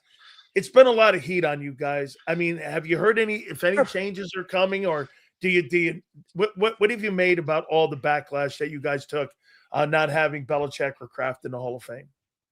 Well, I mean, I think some of it's deserved. I mean, we didn't vote in Belichick. Now, Kraft, it's that's a numbers game. That's a tougher one. Okay, and the system is not functional, but that doesn't. I mean, that doesn't apply to Belichick. We should have put Belichick in. That's our fault, and we got to take the blame for that. And I voted for him, and I understand some of the people's arguments for not voting for him. I disagree with them. Again, as I've told you a couple of times, he was the best person on the ballot. Whether you're talking about the 5 or you're talking about the 15, all 20 people, he was the best guy on the ballot. And the cheating is overrated. But for players to come in and want to swoop in and say, oh, well, we need to, I mean, you got your own favorites too. And here, I would tell Michael and Deion to their face, and you can relay this message. If it were up to Hall of Fame players, T.O. still wouldn't be in the Hall of Fame, all right? Because they hated that guy. They take out grudges. Here's another bit of information. I told you this the other day. Look at the Baseball Hall of Fame. Look at what happened last month. Jeff Kent, good player, really good player, good power hitter, especially for second base, made it to the Hall of Fame. Who were the guys that he jumped? Barry Bonds, Roger Clemens, and Gary Sheffield. And that panel of people was who?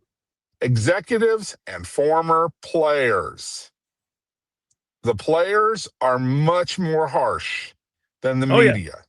And so Michael and Deion can go and shout all they want and cry all they want, all that. The players are just as bad as the media. Okay? It's all a human process. And fully admitting we should have put Belichick in. And we will put Belichick in next year. I mean, it'll happen, right? But don't tell me that, you have to have played the game. Because I know for a fact Deion didn't watch. And I mean, like Deion's famous tweet at Kevin Byard. He didn't know who Kevin Byard was. That's an all-pro guy. I mean, come on. I mean, just stop. If you want to criticize us for not putting Belichick in, fine. But understand the whole system and understand that all of you guys and Dion's at the head of that line because he's public about it, want less guys in the Hall of Fame, not more. Why? Because it's their own private club, and they want it to be as exclusive as possible. This is just like living the high life in Miami back in the day from Michael or whatever Dion did in Tallahassee.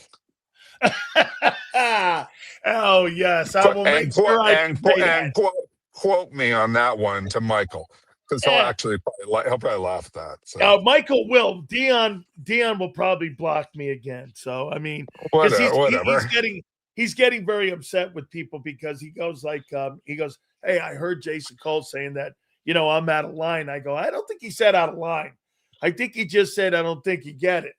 And I told Michael, I agree. I know the work you put into it. I do. I know the work you put into it. I work really hard, and I'm not saying I know more about football than those guys. I would never ever dare say that, but I work at it. If you're going to do it, work at it, and that's what the guys who are going in deserve. And absolutely. As far as the changes, we'll see. They may get rid of the whole panel. Who knows? I don't. Frankly. I hope if not. that's it for me, I don't. If that's it for me, I don't care. Like it's theirs. I don't own it. It's their system. Why would they ever do that? Jace, I appreciate you, brother. Thank you so much. All right, we'll talk to you later. Be good. You got it. That is Jason Cole. Absolutely. Yeah, I mean, they're talking about potentially changing out voters. They're talking about a system. They're talking about all that stuff. So hopefully it doesn't go down that lane. All right. Hit the like button. We appreciate you guys. Okay. I asked him the question, and now I'm going to ask you guys the question. So I believe it's going to be a complete rebuild. On WIP, I had Hugh Douglas ask me a question. No, excuse me. It was Rhea Hughes who watches the program. Thank you, Rhea. She's on the morning show at WIP. She can't come on because the Eagles told her she can't come on. So that was conveyed to me by Angelo and by Rhea. So we appreciate her, though, watching it. She thinks all of you guys are characters. Okay? All right. So they were debating an extension for Jalen Hurts, which I'm adamantly against, and I'm glad to hear Jason Cole say that.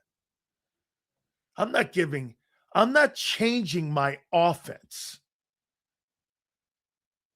to a spread offense with a quarterback who's not a spread quarterback and giving an extension this offseason. Do you believe the Eagles should give Jalen Hurts a contract extension? Now, what's the big conversation always? How he likes to get ahead of things. How many people in here would extend him right now? By the way, I'm on the record. Never in a million years would I.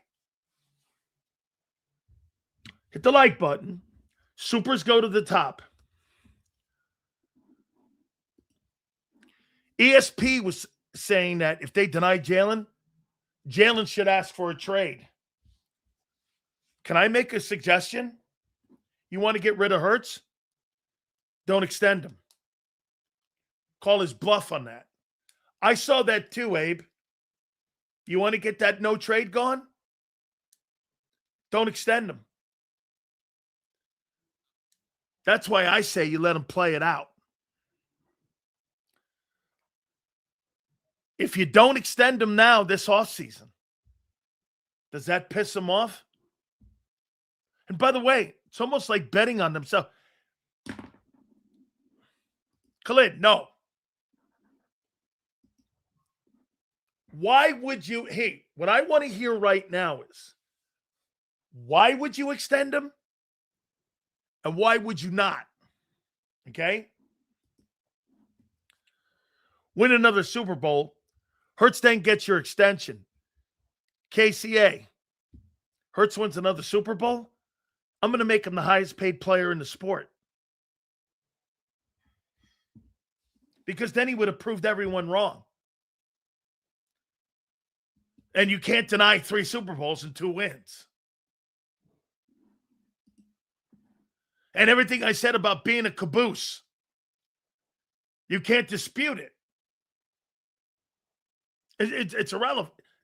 Whatever I say, it's irrelevant. But they're changing the offense for a reason. Okay? Only if he wins the Super Bowl, he gets the extension. That's it. Nick's the caboose.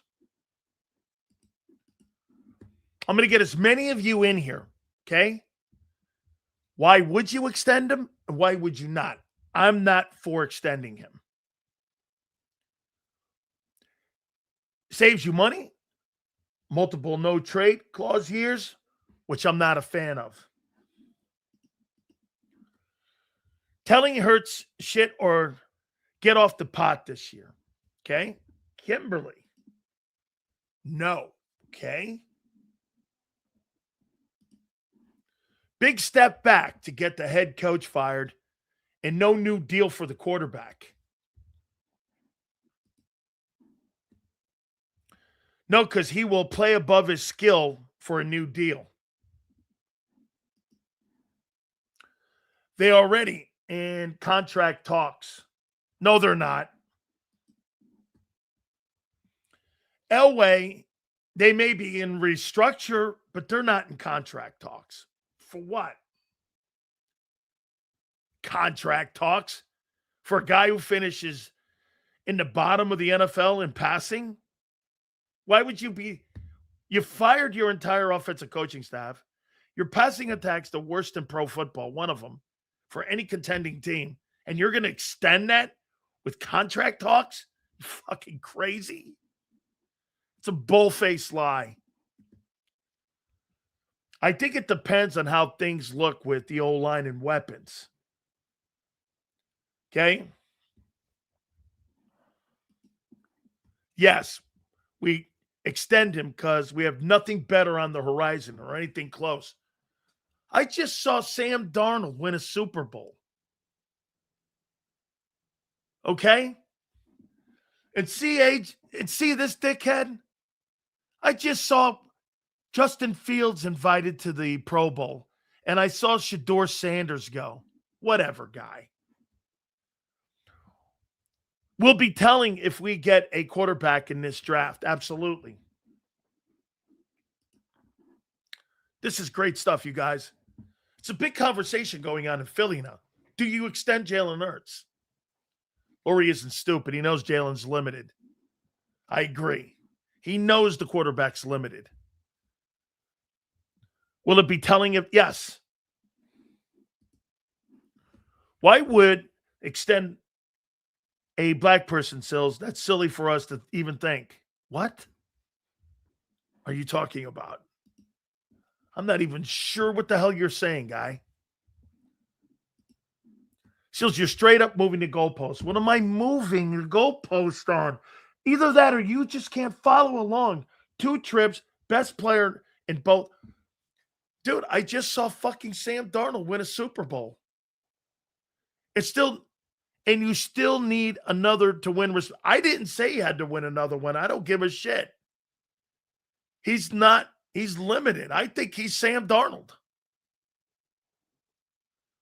I think, okay, so if Sam Darnold goes back to the Super Bowl and wins another one, that dismisses everything about Hurts.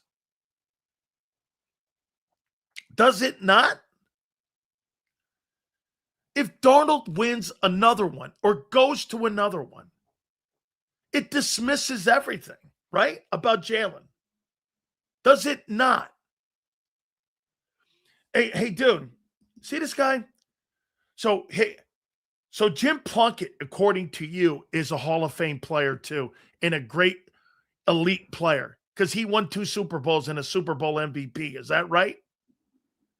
Dude, because you win a Super Bowl, that doesn't make you elite. That doesn't mean you're an elite player. Based on what? Nick Foles wasn't elite. Sam Darnold's not elite.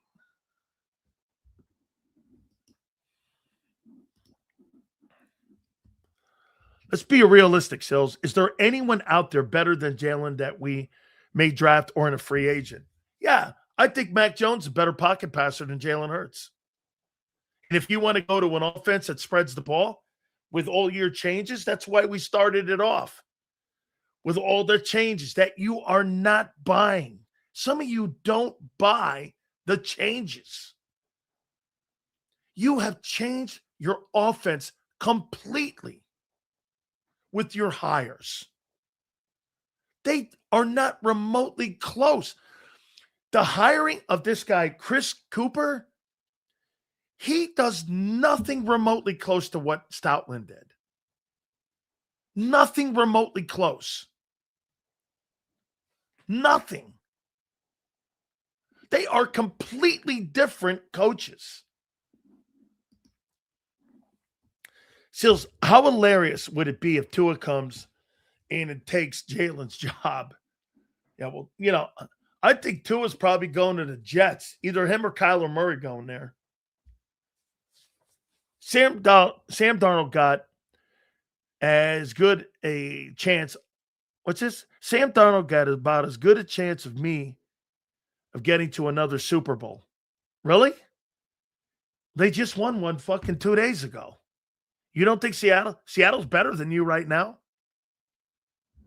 Are you under the guys that you think the Eagles are better than Seattle?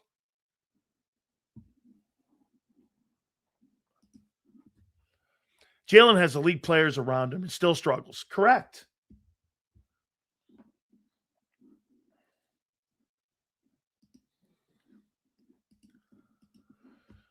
Sills, what's the percentage do you think that Jalen will be productive in this new offense?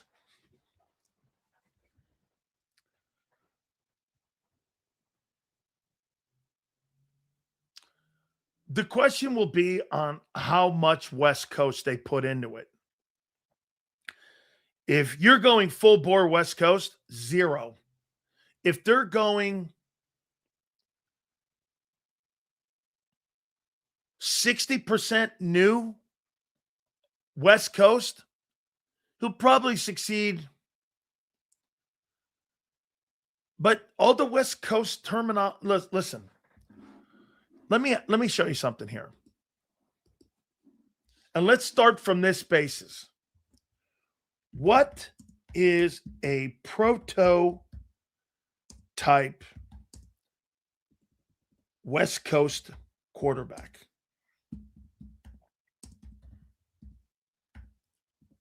And then you tell me if you think Jalen will have success. What is a prototype West Coast QB?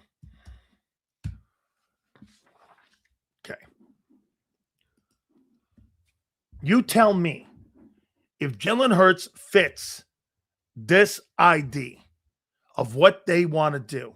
Okay.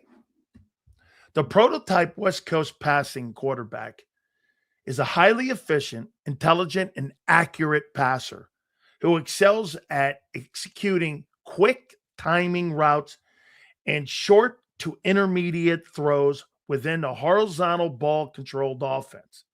They are typically characterized by their ability to process defenses rapidly, manage a game, and get the ball out quick.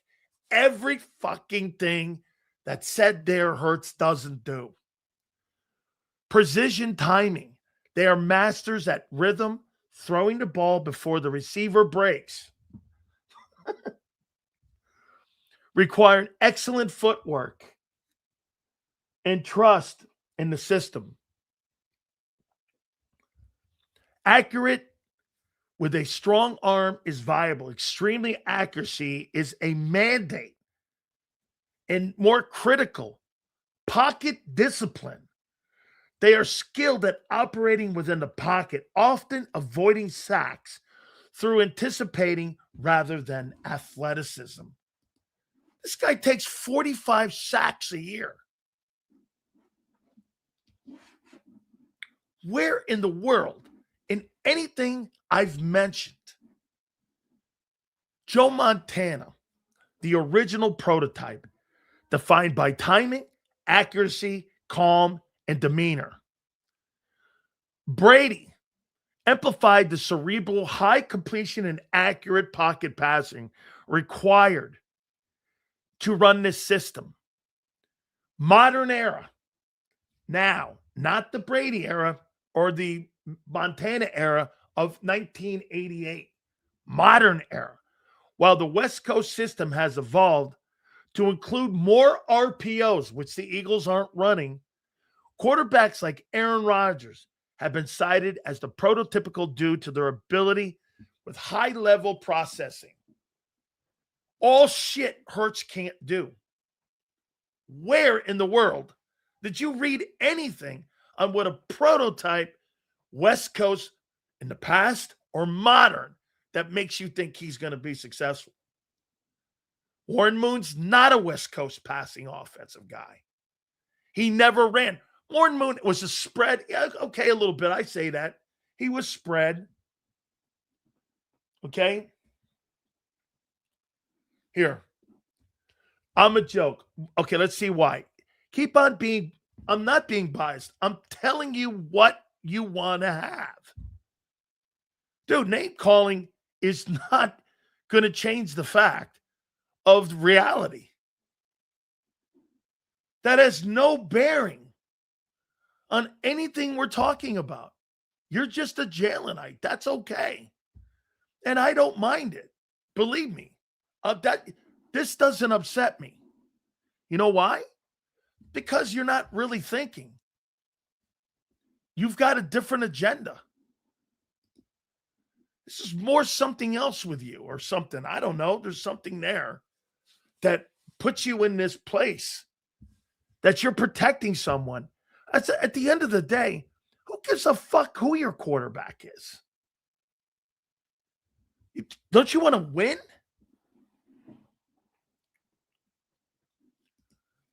Seals, what offense did Brady run in New England versus Tampa?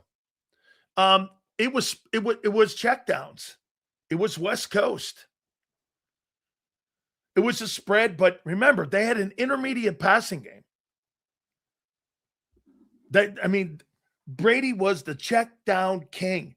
Remember what Bruce Arians, the big rub with Bruce Arians was, remember? No risk it, no biscuit. Brady never played that way. That's not his style of play. No risk it, no biscuit. Okay? Here, check this out. Tom Brady, first 5 years, Tom Brady was not a fucking RPO guy. They won with defense and they ran the ball. That guy he's worse than LJ. It's probably his brother. Bro, you're dumb. Sills, wouldn't they use West Coast until they hit the red zone, then implement their own plays? Listen, again, I personally think this. It's going to be interesting to see how much of the system that they're going to put in. They've made a complete overhaul. They've overhauled the defense, the offense. And they're going to overhaul the personnel coming up in the next 2 years. Why would you change just the coaching staff? So wait a minute. You're going to hire 5 new dudes. Let's see. O-line coach, passing coordinator, run coordinator, quarterback coach, and OC. 5 guys that are all on the same page.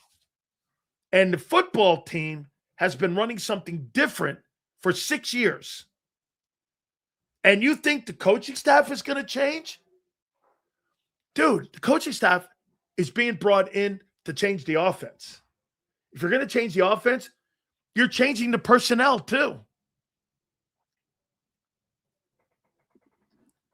You are changing the personnel. All these problems go away if Jalen just runs more. That is true. Intern Sirianni, I want to give you credit for right here. If they came in and started wanting to have Jalen run more, like expanding his game from 22, I'll have a different tone. But they're not. I love how people keep saying Jalen is a winner, but can never say he's great. Listen, wait a second. Jalen does something that Sam Darnold did. Sam Darnold didn't have to be great Sunday. Don't turn the ball over. Run the ball. Be effective on third down. They were 6 of 15. He didn't have to be special. It's a perfect Jalen Hurts team. Right? He wasn't special Sunday. He didn't have to be. They played lights out defense. They ran the ball. They didn't turn the ball over. And they won. They won Eagle Way. Or the old Eagle Way. Right? I mean, Sam Darnold wasn't special. He didn't have to be. Not like the NFC title game. He threw for over 340 in that game, 3 touchdowns. They didn't need him to do that. Okay. Well, if the offense is going through AJ and Smitty, that means they're going to throw the football. That means they're going to spread it around. Well, Martin, you just can't be that predictable then from the pocket. You have to be more disciplined in the pocket, which he's not. He gets enough time. The offensive line was 7th in pass protection. Pass protection is not, a problem in Philly. Run blocking was. Which means what? Okay? They're hoping the offensive line can adapt to this system. Because why? That's where all the money is. Hurts is Marino. There does that make some of you guys feel better? If they go with an increased passing load, he fails them what? That's exactly what's going to happen. Every single time that they've upped his passing, he's failed.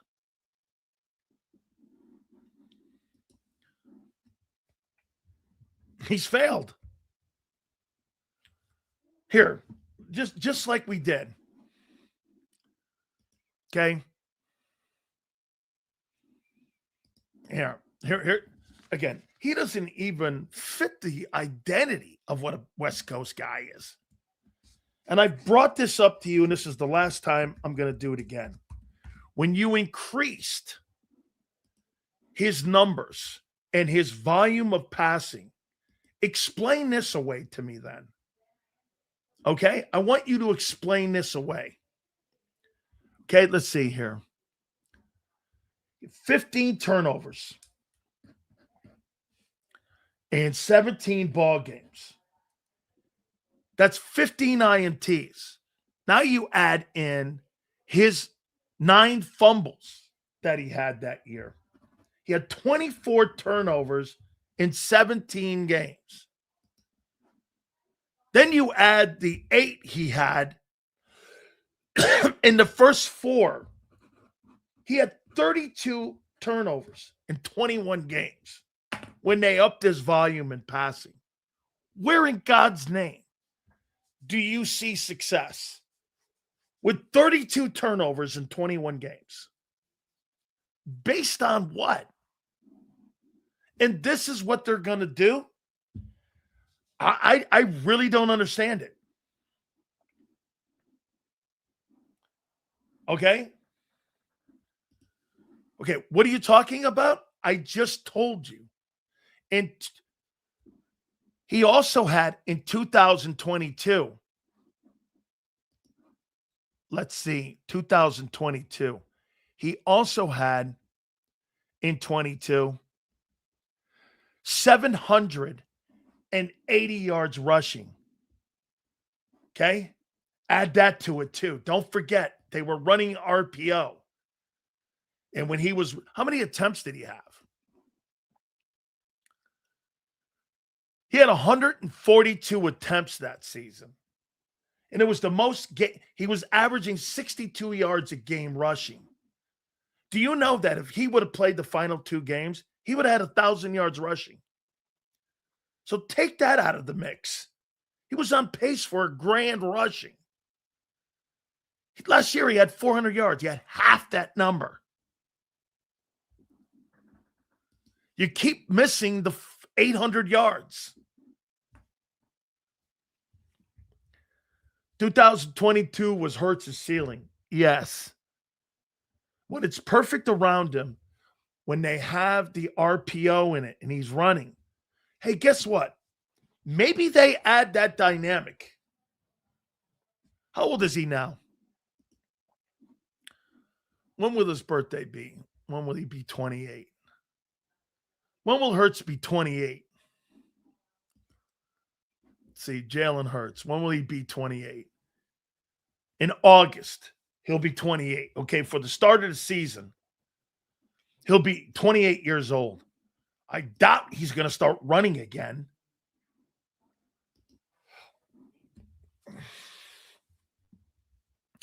Out of those 5 coaches, Stout was the only constant. The rest are relatively new coaches. So I don't think there's that as big a factor as you think, Sells. David, these guys don't coach the way you've played for 5 years. What are you not getting about that? The things that when you hire an offensive line coach, you want him to fit the personnel you have, don't you? Here, let's take a look at Green Bay. By the way, the offensive line you hired, the guy, he failed in Minnesota. Let's see. By the way, I think you just hired him because there was no one else. No one else wanted him.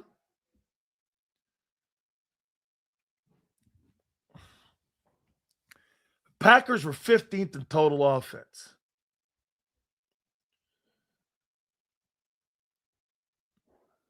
They were 17th in passing.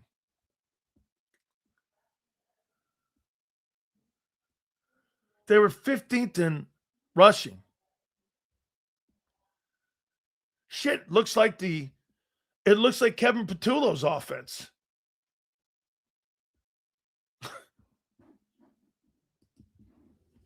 I mean, they look like the guys that you've hired from Green Bay. What made their offense better? I'm missing it. So maybe they're changing this offense so Hurts is forced to run RPOs. I don't think that's how that's going to work. RPO and better West Coast ideas, more checkdowns. So for the first time in his career, he's going to go to checkdowns. That might happen. That just might happen. Okay? I still don't understand the no trade clause. That's called having a brilliant agent like Nicole Lynn and Clutch Sports putting that in there. Dude, why in God's name would you give a no trade to a dual threat guy who could be hurt at any moment and plus a $50 million deal? I mean, you put yourself, if that guy has a catastrophic injury, you're in a bind. Because he could sit there for the entire remainder of the contract and collect the money. Or if you release him, cap hit, and he's at home making that money because it's guaranteed.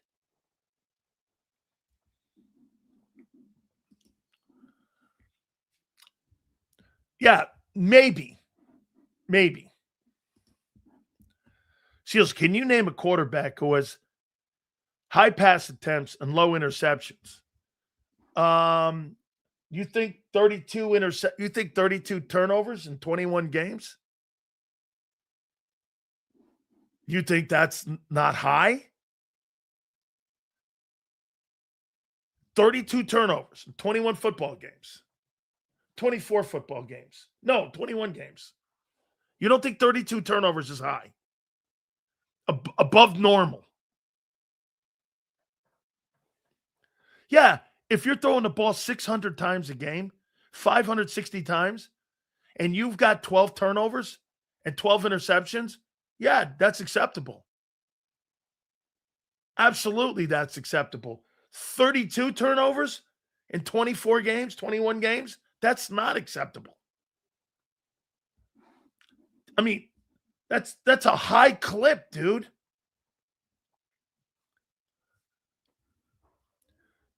Jalen, thank you for the ring of 24. In your prime, if you want an extension, you need to run.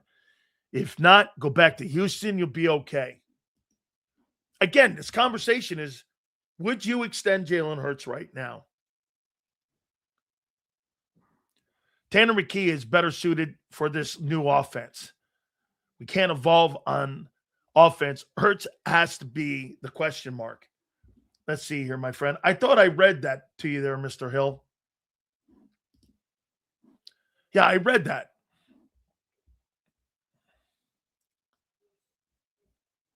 Yeah, I read that, brother. Yeah.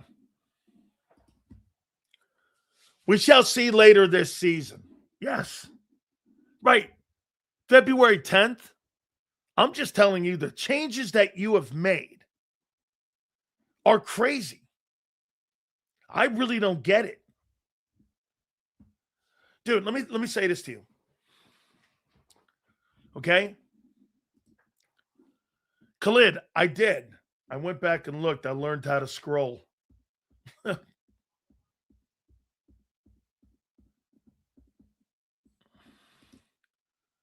Yeah, I've got them all. Yes. Here, what was that? Let me see that. I mean, yeah. So again, this came up with because Rhea Hughes was talking, I guess, on WIP today.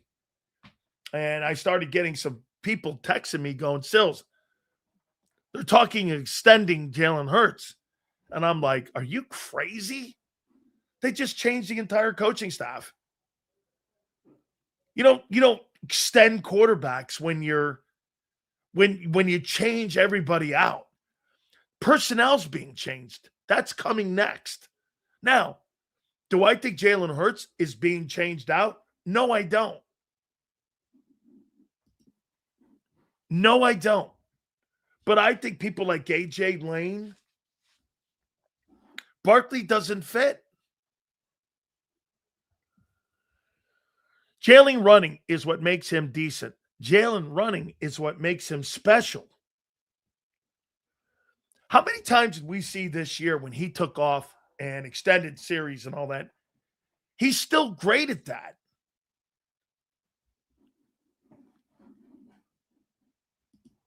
That's right. Well, they're not going to franchise. I got the dates here and the days. Combines are in 120 days. Excuse me. Combines are in 12 days. The combines are they're at the 22nd. So in 12 days, the NFL combines in Indianapolis start. In 29 days, free agency starts. In 72 days is the draft. There's your NFL calendar. Okay? There's your calendar. And you got a lot of decisions to be made, especially with all this is a ton of changes. Lori and Howie are putting Hurts in a sink or swim here. Mediocrity isn't enough anymore. They want to change to see. I agree. They want to challenge him to see if they should extend him. I think that's a great take. I do. They're going to evolve the offense. And if he can adapt and evolve the offense, he gets his extension. Yes. By the way, they might extend him during the year if they see he's adapting to it. Before he gets into the end of the season, they might extend him. Like during the season. They're not in any hurry, but I mean, right now, I think he's in that position. Arch got better by the end of the year. Beat A&M. Won the SEC Player of the Week a couple times at the end of the season. If he were to go in this draft right now, he'd be the number 1 pick over Fernando Mendoza. I think. The reason he's going back to Austin is because he wants to have a better year.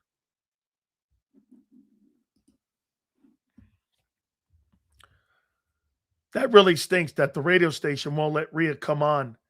She's awesome. She loves the Phillies. Rhea watches.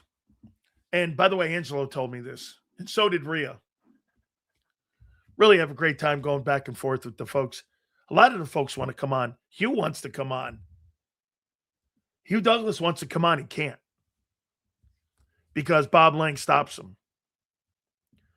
Because again, as Xander knows, we have a propensity to put people in the corner, I guess, when we ask questions. Jalen is more effective when he runs for 80 yards than throws for 200. Yes. Actually, I think 45 yards makes him effective. Dude, anything over 35 yards for Jalen Hurts, he's impossible. What did Wink Martindale tell you guys? And what did he tell Jalen after the 23 season? We knew you stopped running. Once you stopped running, you weren't the same guy. Adam Kaplan's coming on tomorrow at 5:30. Sills, losing Stout isn't smart, but the rest of those coaches they fired didn't have experience coaching a guy like Jalen Hurts either. These new hires aren't a change, just more of the same. No, they're not the same. They're not the same guys. They're not run guys. They're not going to start with the run. They're going to start with the pass. No, they're not the same. They may be same in experience. Listen, I can't believe you guys. Do you think every coordinator is the same? That means you would have the impression that every coordinator wins games the same way. Like, do you think Cliff Kingsbury is a different offensive coordinator than Clint Kubiak? Now, some guys are like Ben. By the way, do you think Ben Johnson's going to continue to win with Caleb Williams? If Caleb Williams doesn't improve his completion percentage, they're going to fire his ass too. You can't win games completing 54% of your passes and think you're going to win 12, 13, 14 games in a Super Bowl with Hail Marys.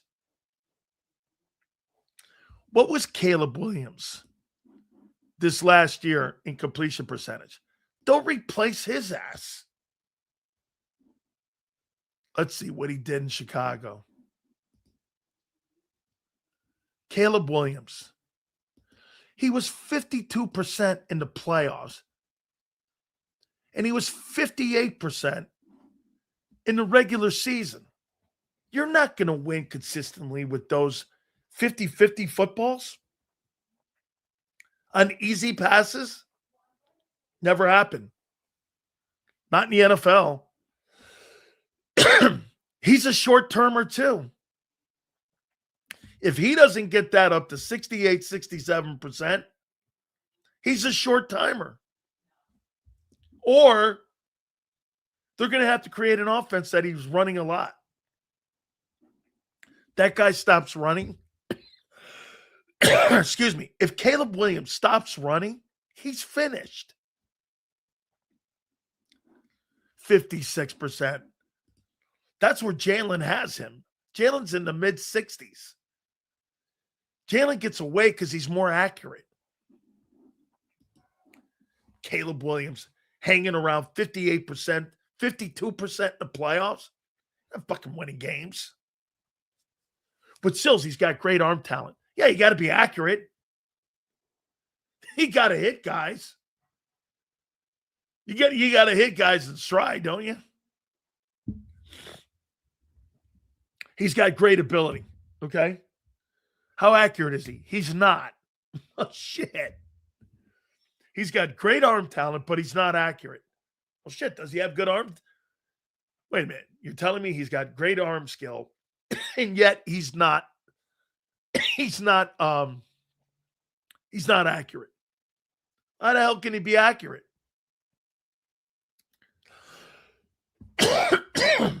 What if? What do you mean, what if? He's not accurate. What if? 52%. What if? I meant they're the same. If they don't have experience coaching dual threat guys. Correct. That's one thing in common. Your new coaching staff has no experience coaching dual threats. This time it's everyone. At least Stoutland did. Jeff Stoutland did. He had experience. By the way, these two topics are the topic of conversations right now in Philly. Extending Hurts and the complete rebuild of the offense. How far are they going to go, you think? This is going to be personnel too, right? They're going to change the personnel. You're not just changing the coaching staff. These are guys, not one of these coaches that you've hired. Let me think. Let's see the new coaches. New Eagle coaches.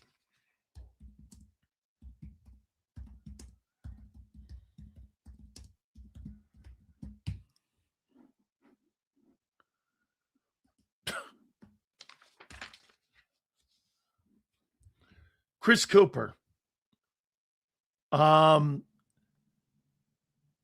Chris Cooper tried to coach a dual threat offensive line for J.J. McCarthy. How'd that work out? Guy lost his gig. Let's see. Run game coordinator, Ryan Mahaffey, Green Bay. He's actually a tight end coach. Okay?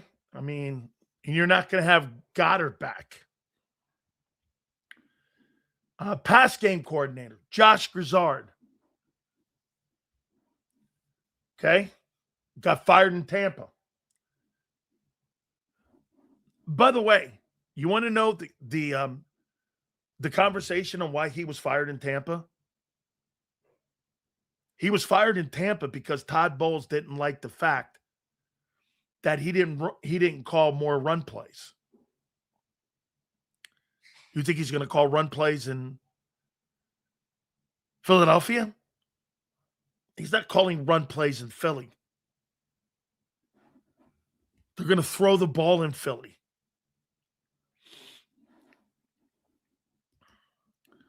Wait here.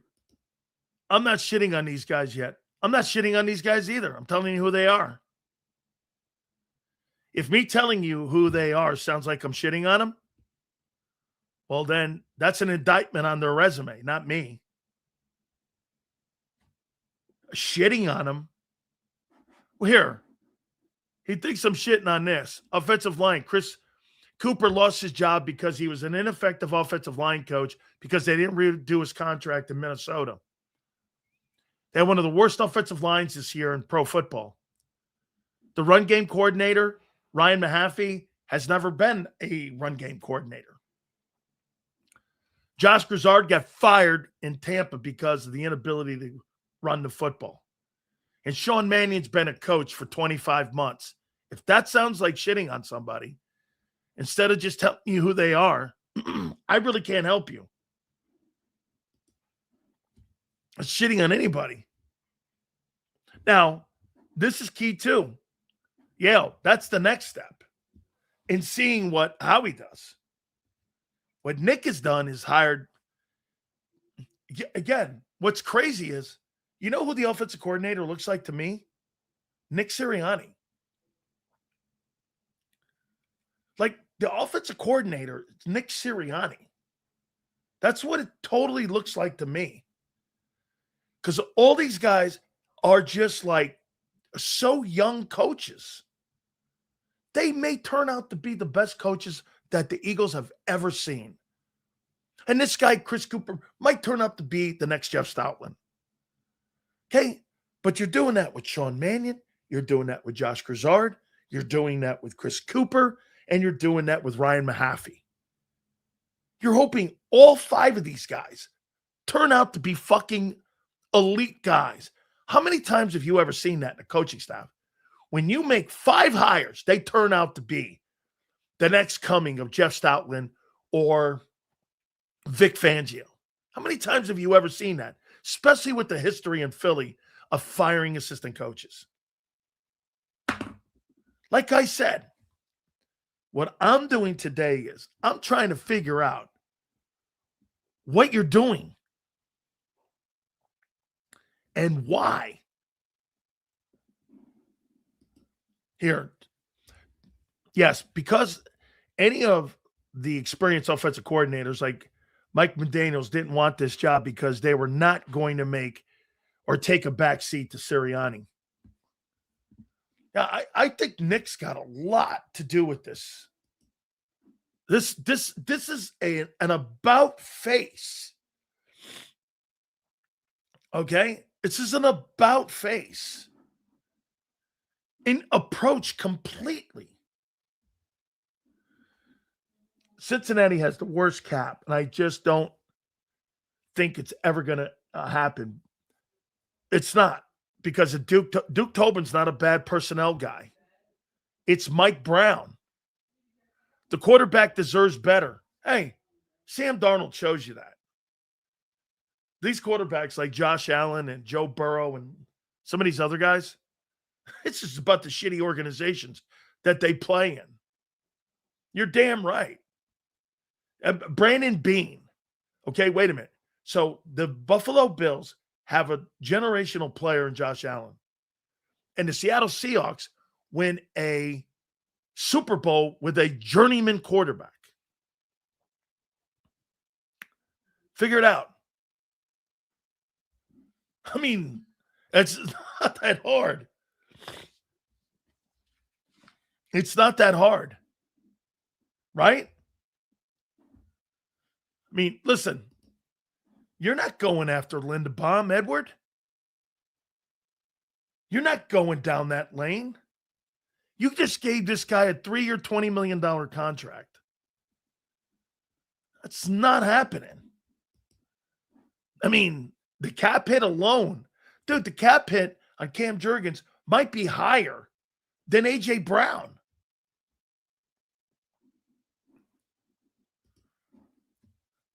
Can you imagine what Josh Allen or Joe Burrow would do with the weapons on this team? With the new coaching staff, probably, get this, if you had Josh Allen on the Eagles, just, again, I get it, spitballing here. With this new approach, yeah, be a grand slam. AJ's not going anywhere. I'm sorry. I don't believe the QB can do it.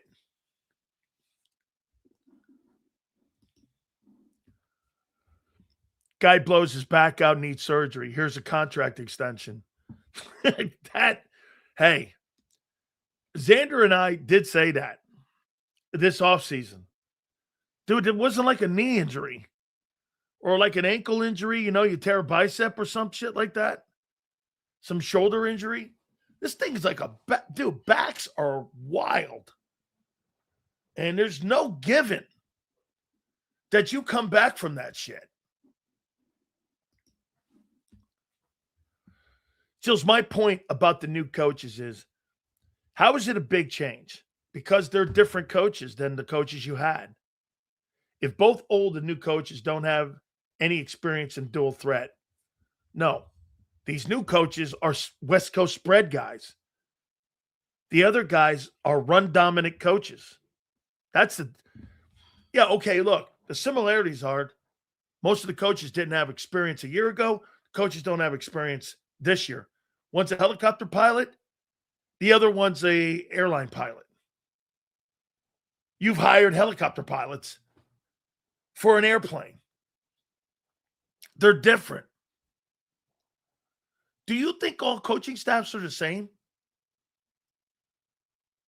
Like when you hire Why do you think Mike McDaniel? Everyone says that you didn't hire Mike McDaniel. Why? Because he didn't want to work with Nick, or because he didn't like the style of play? What do you think attracts more offensive coordinators? What do you think?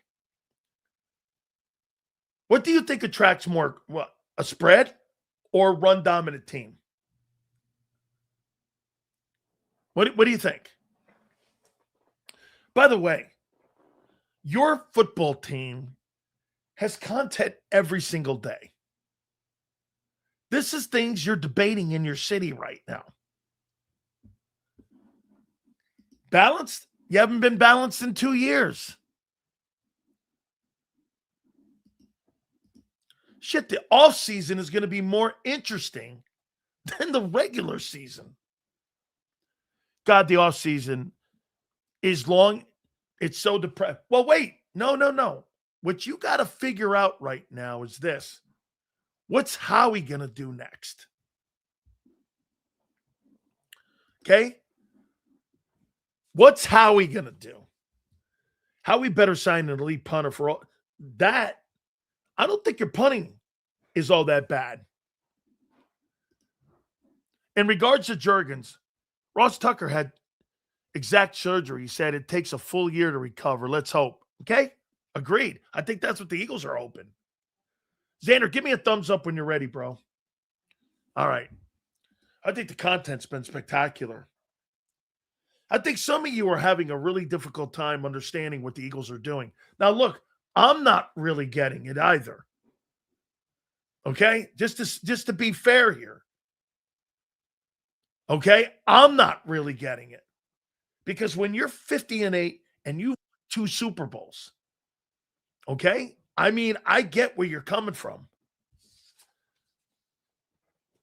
All right.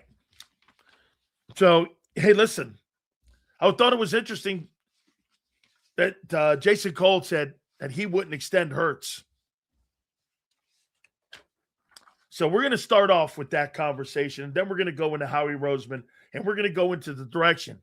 I know Big Z gets it, but that doesn't mean he agrees with what we're saying here. So let's go to our friend Big Z, Xander Kraus, right now here as we bring him in here. Big Z, how you doing, bro? What's up, Sills? How you doing, my man? Should you extend Jalen Hurts?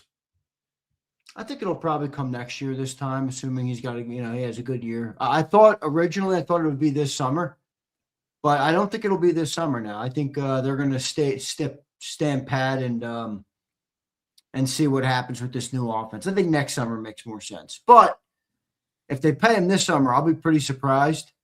But it would show you that my comments about Jeffrey Lurie's thoughts on Jalen Hurts were accurate. And just to tell everybody what those are, tell them again. Well, I just said I'm of the belief that Jeffrey Lurie really likes Jalen Hurts, and I think he should. I mean, Jalen's a great representation of the organization. I mean, he does everything right. I mean, he really does. He's a good face of the organization. That doesn't always speak for the football stuff, but overall, he's won a lot, and I think Jeffrey Lurie would blow out everybody before he would blow out Jalen Hurts. That's well, they theoretically just did that on offense, right? Except the coach, and the coach would be next. He'll do the coach. In a way, he bought himself another rebuild, for Jalen by not moving on from the coach. Because if you move on from the coach now, all right, the next person on the clock, if it doesn't work, would be the quarterback. Now you still have Nick on the clock. Do you believe they're rebuilding on offense? Well, I mean, they're clearly rebuilding the playbook. Okay. I don't think they're rebuilding the players. I did think your point was well taken by me earlier, where if they're rebuilding this entire coaching staff, to assume that they're not going to make any personnel changes would probably be foolish. Correct. These guys are completely different. Do you not agree that they brought 100%. in than the guys that you had there before, right? 100%. Yep. Way different. Okay. So you're changing and revamping the entire offense, basically, for a quarterback who's never done this. And they're under the assumption he can do this, right? That's what I'm thinking, Sills. Okay. I want to read you, and I want to read it to you. By the way, we're going to do our year end with the football team as well here. I want to show you something, Xander. Okay. And listen. West Coast QB. And I want to show you. You tell me if you think Jalen Hurts fits this. This is what we talked about on Friday. This is the West Coast offense for a quarterback. Traditionally, is defined by high percentage, quick decision-making, and exceptional processing. Does your quarterback exude any of those? That's not particularly his strength. No, I wouldn't say that. I think he can do it, but consistently, no, that's not what he's been doing. Elite of accuracy and timing, high completion percentage, timing-based passing.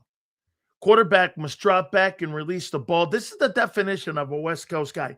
I'm going to ask you something after this, though, here at specific times, often 3-step to 5-step.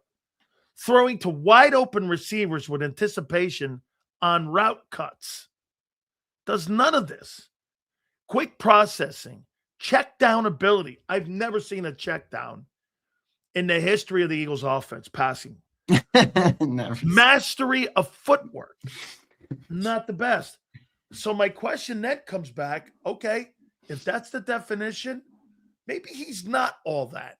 How much do you think they are going to change to a modern day West Coast? Because listen, that's the big question. Yeah.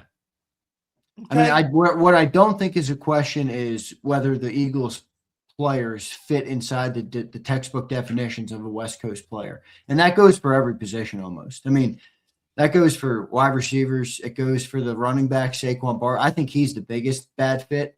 The offensive line's not a great fit for that style. I mean, you go from mauling to kind of a finesse style. It's much different. And then the quarterback as well. My question, Sills, is I think we all believe that they are changing. My question is, what exactly does that mean? Does that mean you're now we have now become the other coaches where you don't change to your players, you pick a system and you force players to fit inside it? Is that what we're becoming? I don't know. I mean, I don't know how much. Like if Nick is here and the West Coast is here, are they in the middle? I don't know what they're doing. Toward Nick? Are they it's very hard to tell. What does John say about this? John says he thinks it's going to be in the middle. I asked him this question this morning about, is it West Coast then, or is it not? He put right in the middle. So does he think it's going to be a big change? I mean, dude, if they got rid of Jeff Stoutland, you would think it has to be pretty big. I think it's seismic. I mean, it can't be small. I mean, if it's small, why are we getting rid of Jeff Stoutland? Right. All right. Makes no sense. I do you think they're panicking? I don't know if they're panicking, dude, because I think the fact of the matter is, as good as the owner is, the owner will fire Nick. And I know a lot of people like to hear that, but if you are as successful in your job, anybody listening, as Nick has been in his, and you got fired, you'd probably be filing a wrongful termination. Have you ever heard me say fire Nick Sirianni? No, but let's not act like you're a fucking Nick Sirianni cheerleader. I'm not a fan. I'm not a fan of constant change like that. That doesn't win. It doesn't win. Okay. I've never in my entire life, like you said, I'm not a fan of the guy, but I've never said fire the guy. He's been successful. That's right. But I honestly believe that he thinks that he's going to get cooked if he doesn't, even if it doesn't work. I think he's going to have to show some offensive evolution. I mean, think about it. This year was enough for them to blow up everything but Nick. They were 11-6, and really the only bad part of the team was that they struggled offensively. So if you go 11-6, you win your division, but you don't win a playoff game, and that's enough to blow up the offense to the point that they've blown it up. Well, Nick is like, my only way out is to show offensive improvement. It's not win 11 games again, which is a pretty damn good record. It's not win the division again. That doesn't matter. Well, if you want to go with what Seattle's done the last 2 years, you're 25-9 and 3-1 in the playoffs last 2 years with a Super Bowl win. And so that don't sound awful to me. The Eagles are probably the same exact record. Yeah. The Eagles are 4-1 in the playoffs. That doesn't sound bad to me, bro. I'm aware of this, dude. This is why I know, and why are you changing so much? Then why are you changing so much? Well, I kind of kick myself at times because I'm like, boy, I called for a lot of offensive change during the year. And I struggle with this because now that I see the change, it's like, one, were we wrong to want to change? But I also can't like lie to myself. Like the offense did suck. Like, was I lying? Like when you see something that sucks in any area of your life, do you choose to just let it sit there and eat you? Or do you try and address it? The question is like, how do you address it? And maybe I think the way they're addressing it is wrong, but I can't just forget how bad the offense was. Okay. Now that they made the changes, it's like, is there too many changes too abruptly? You're not just changing a run game guy out. Guess what? You're changing the run game, the pass game, the quarterback coach, the O-line coach, the tight end coach. Is there too many changes, Xander? All at once. I mean, there's a lot. I would say this about the changes, and it hasn't got me to this point yet, but I'm close. I'm close to saying that the Eagles could make great improvements next year, and they're still not winning the Super Bowl. That's how many changes I think they've made. Because eventually you're going to get to a tipping point where you have so many changes. It's statistically freaking impossible to win, with that setup. Like my boy Caleb always joined the post-game show. He used to say, I don't like the Xander. No Super Bowl champion with a first-time play caller. Never happens. And I'm like, you're right, but let's see, So certain times, certain things stack up. Like you look at how much turnover on this offensive staff, eventually you're going to be like, we could have a good year next year. Like we could show a lot of good things. But to say that we're going to be Super Bowl ready is kind of a big task. Not impossible, though. Not impossible. With that schedule, that would be one for him, With that schedule, pretty challenging. Yeah, that's what I mean. It's pretty a lot. challenging with But that again, this is why I think Jeffrey Lurie has something to do with this, because I think he broke Nick. I think Nick went into this offseason no longer with I need to be a good football team. I need to win games. More to, I need to fix the offense. Even if that means we're the Dallas Cowboys next year and we have an 8-9 team, but our offense is humming, I bet you that would save his job more than another 11-6 season would. I agree. And by the way, and I think that's the bet he made, assuming it's Nick that made it. Okay. Would you take a step backwards to take 4 steps forward in 3 years? You would, in theory, but find me an area of life where you take 1 step back and the 3 steps forward are. What you just said. Jalen Well, Hurts. no, I think that's a phrase that people use, and it's easy to justify the step back when you say, well, we're going to take 3 steps forward. You have to actually take the steps forward. And we haven't seen the steps forward to be able to say they're taking the step back to take the step forward. What if it fucking fails? And then Nick is blown out and Jalen is blown out. Well, now we're really restarting. So the steps forward would have to come before I can opine on whether the 3 steps forward approach is the right thing to do. If the quarterback fails and doesn't play well in these new changes, you're under the impression that cost Nick his job, right? I think it'd be Nick first. I do. Now, if it looks really bad, well, then why make all these changes then with all these coaches for 6 months?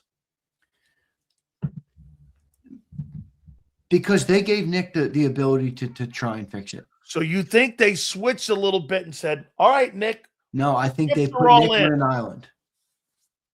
Like, Nick, all chips in on you.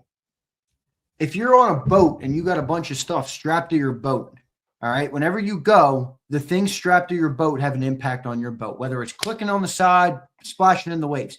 If you remove it from the boat and you leave it out on the own, your boat can now move freely of that item. That's not the greatest analogy, but Nick, I think they put on an island. They no longer want to, because it's hard to fire Nick. Owners, one, especially Jeffrey Lurie, cares about his reputation. Two, coaching in the NFL is kind of a little clique, just like the players are a clique and the owners are a clique. The coaches are a clique. This is bad. You can't, dude, firing Nick does not look good. Dude, putting a guy on an island that's 50 and 18? That's fucking stupid. Dude, it could work. That's stupid looking in itself. If it works, though, then what? Then Lurie goes in a out. way, it's not that unfair. Isn't it? Wait. Because I'll criticize Lurie for getting to this point, but I won't criticize putting him on an island for this reason. I'm of the belief that when you hire a head coach, he should be on an island to begin with. And it's his freaking island. He's either going to make it successful or he's not. Okay. So I don't really believe in this whole approach of like 10 million guys have a say in the process and there's 442 interns that had data and analytics. Like, I need it, like you say about what Jimmy ran. It was Jimmy's ship. Jimmy steered the ship. If the ship hit an iceberg, Jimmy said, I steered the ship into the iceberg. Nick is now in that moment. So he can have great success. They've given him the opportunity to have great success. If he does it, he'll be rewarded. He won't be fired. Everybody will be talking about him as a genius to make the switch and to go on and have success. But if it fails, then he's got to hold that too. This is how Jimmy did it, man. Jimmy went like this. My position coaches, I have my personnel guys. He was the guy in the middle. And you know what he told the guys? Personnel guys, you and me are working to get the best players for these particular guys. You know what he would do on Sunday, Xander? Nothing. He only controlled the timeouts and the clock. Monday came, woo, coaches in my office. They went on this noon run. You fucking sucked. You didn't get the best out of your guys. Then he would go talk to the players.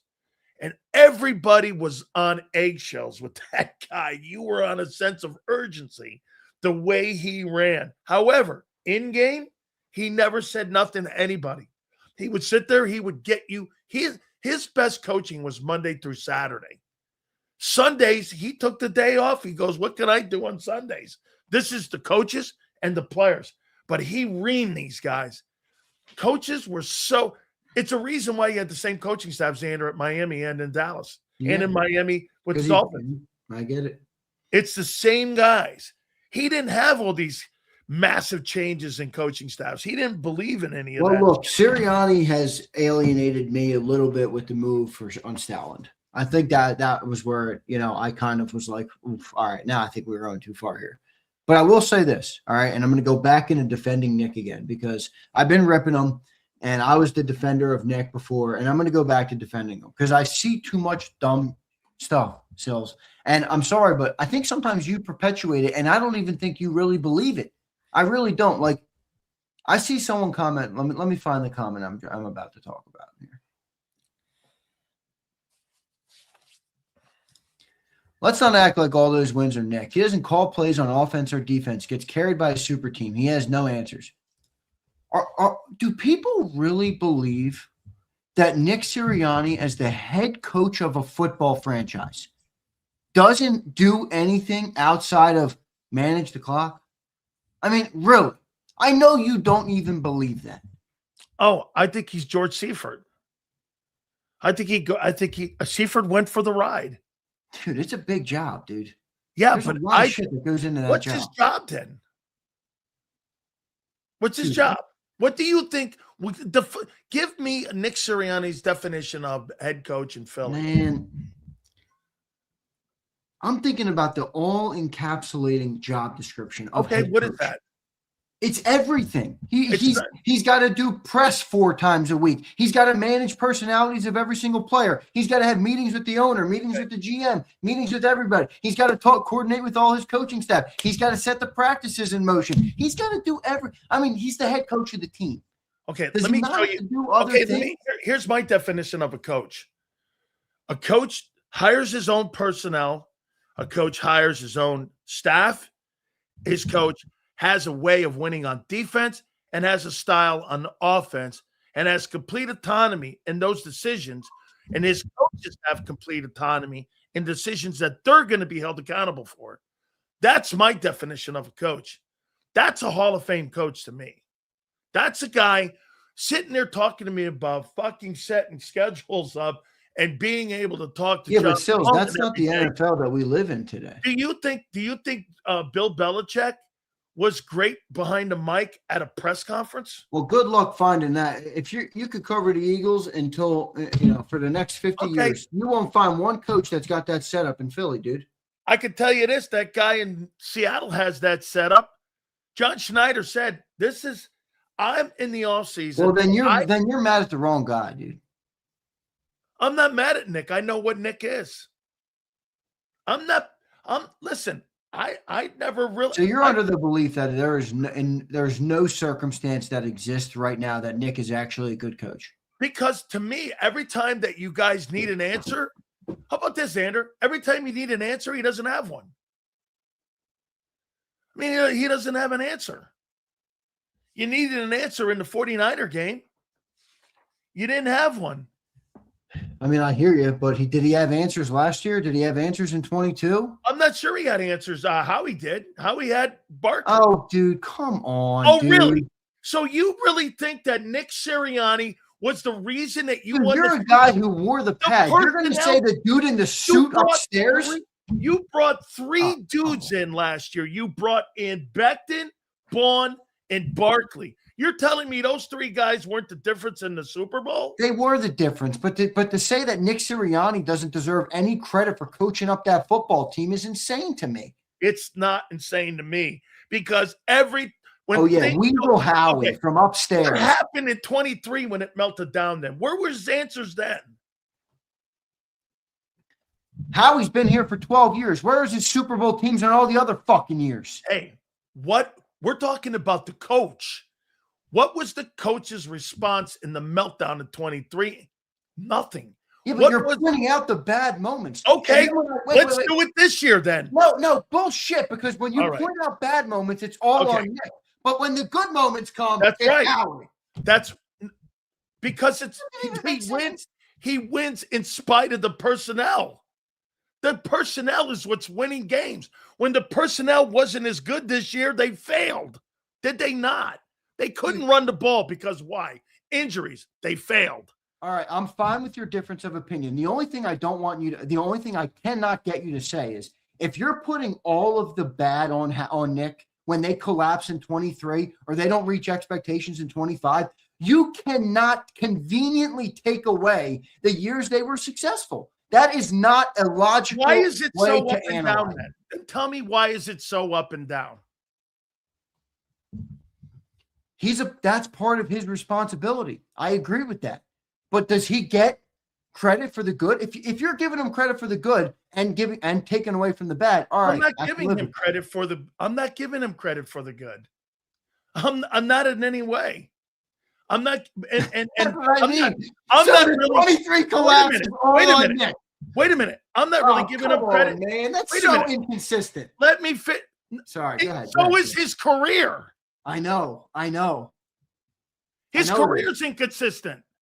Sorry, go ahead. I'll stop cutting you off. No. His career, dude, the internet, I can't believe it.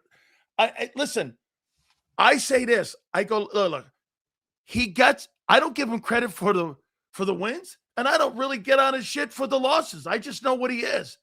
He is a great, John McMullen says it perfect. He is the perfect coach in Philadelphia because he knows how to play the office politics. Do you think Nick Sirianni fought for Jeff Stoutland? No, I don't. Okay. So is it Nick's fault? Wait a minute. Is that Stoutland's fault? The offense then failed? No, I think Nick wanted to do this new offensive stuff. Okay. So Kevin Patullo's still in the building. And Stoutland's not. He's not going to be in the building. There's no way. Dude, they can't trot that guy back out into the field. I just don't get you and all your fucking Sileoites in the chat. Nick gets every blame for everything bad, but anything good in the Nick era, he gets no credit. It's the players and it's Howie. But when they collapse, it's not the players and Howie. It's actually Nick. I mean, it doesn't even make sense. 2 + 2 = 4. Not here. 2 + 2 = 6. I mean, come on, guys.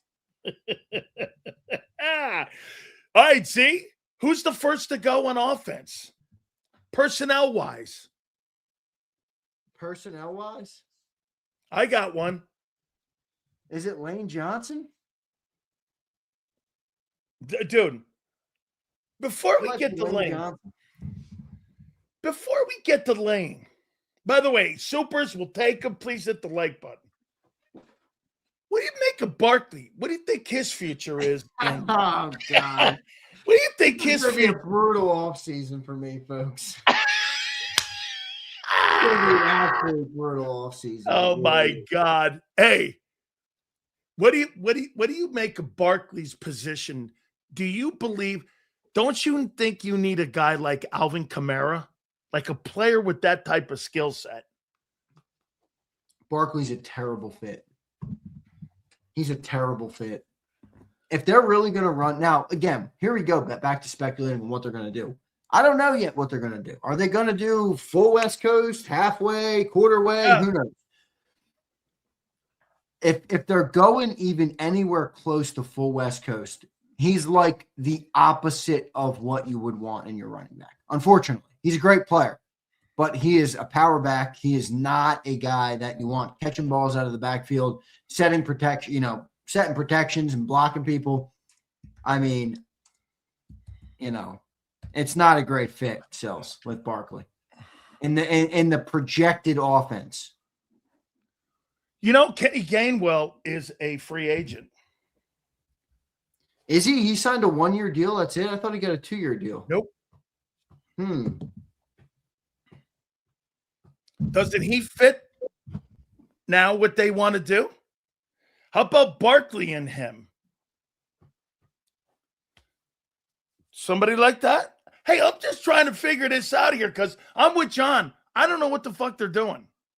Where you're right is this much change in the coaching staff means that there must be change on the personnel.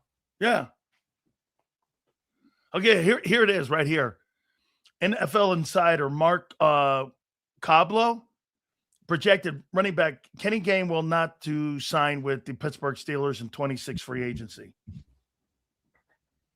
They love Gainwell. Bring that guy back, put him in the backfield there with Barkley. Why would Gainwell come back here? We didn't even offer him $1 million too. Because they're going to change to fit his skill. Yeah, but he's not going to want to come back here. I don't think he liked it here. I don't think he liked the quarterback. I don't think it has anything to do with that. Oh, wait, let me guess. It's Sileo, the quarterback and the head coach. That's who Gainwell did right. Let me guess, Prince. Let me guess, Abe. It's Nick Sirianni that Kenny Gainwell doesn't right. I mean, Nick Sirianni is going to be responsible for everything, soon. He's the head coach, isn't he? He's the head coach, isn't he? Huh? I'm losing my damn mind here. I don't even like Nick, and I find myself defending the guy because everybody's dumb. All right, ready? Here, Lane Johnson's year last year was what? Hurt. Give me a grade. Give me a grade. Oh, come on. I'm not docking a Hall of Fame legend in Philly because he wasn't because he was injured. In the games he played, he was a B+. In the game that he missed, he was an F. He didn't play. But get out of here with that. I'm not docking Lane Johnson for missing games with a foot problem. He's 35 years old. Guy's going to the Hall of Fame. One of the best Eagles of all time. Big Sills is not afraid to face Nolan Ryan. I'll take the swings at it. Oh, I'll I'll give him a C. 1, 2, 3, you're out, my guy. Tyler Steen's year. But you know what? In this new system, I bet this fits his skill set a lot better. It might. What it might fit here. What do you think of your boy Soft Steen? Soft Steen, you called him. That's messed up. C+. I agree. You passed, guy. I agree. First year starting. Would you not agree he's been the lesser of the right guards since the Hurts era? Sayamalo, Cam, Becton, right? It's tough to follow. Those guys were all really good. All right. Cam Jurgens. Cam Jurgens, D. He was horrible. Horrible. You could actually give him an F. I wouldn't contest. Yeah. If I was the professor of a class, which I'd never be, I'd drop an F on his table. Hey, dude, don't even fill out the blue book. It don't matter. Dude, there's no extra credit you can do. No summer you're out. You're retaking the class. Yeah. No summer school for your ass. Yeah, fuck that. All right. Landon Dickerson. D. He was mediocre at best. He was less than mediocre. So Xander's got incomplete on Lane. He's got a C+ on Tyler. He's got an F on Cam, or D, whatever. He's got a D on Landon. What about Mulata? B+. I thought Mulata was actually good. Yeah, I did too. I have no problem with him. Dallas Goedert. Dallas Goedert? Yep. I go B+. Nah, go B. Go B. He didn't do anything else but catch a 4-yard shuffle pass a bunch of times. I mean, I know he had a lot of touchdowns, but he wasn't really the most productive. He sucked in the blocking game. He did this year, man. Yeah, he's C+. Yeah, so what I say, right. B? Yeah. Yeah, I think C+ is better. Yeah. How about Devontae? Underwhelmed. Sorry, Devontae. Love you, brother. B? I don't think it's his fault, but no, C+. C+. I had big visions for Devontae Smith. I had grandiose visions of him becoming one of the premier receivers in football. I don't believe he's even broached close to that level. So I know my grading scale might be off or different than yours if you're listening, but I really thought Devontae Smith was going to take his Heisman season and become an NFL superstar. He has not done that yet. Don't you think it's harder for him to become an NFL superstar in the 2-hole? Yeah, and with this offense, no doubt. No doubt. A.J. Brown. I'd say C+ too, but the drops in the final game have to knock him down to probably a C. And you could maybe make an argument to all the bullshit conversation, which I didn't care about at the time. But maybe that's good for a knocking as well, to knock him down to a C-. Man, that's a poor season for a guy like this. What about Saquon Barkley?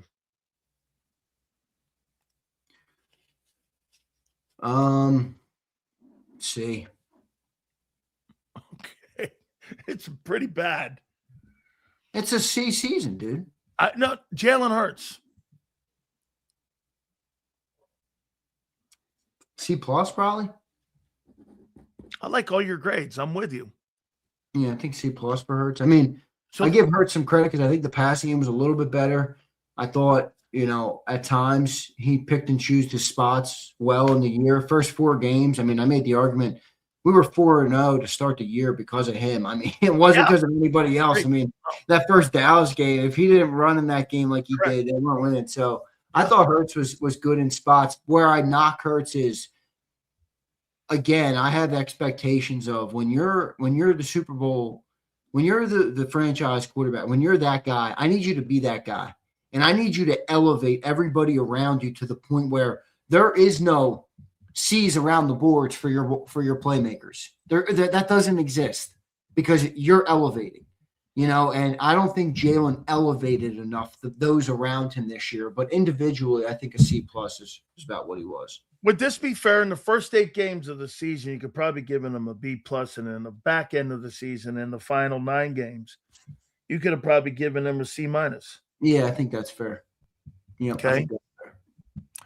Let's go over to the defense. Moro Ajomo. This is going to be fun. Moro Ajomo, considering the expectations for him individually, I'd say like a B minus.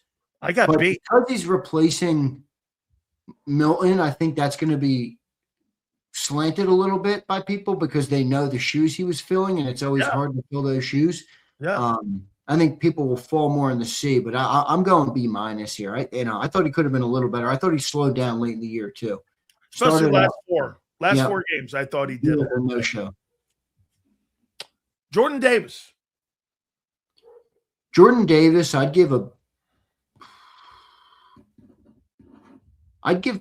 I'd lean B plus, but I think about the end of the year, and I think he's another guy that kind of had his biggest impact early in the year. So I'd probably fall B for Jordan Davis. I'm with you.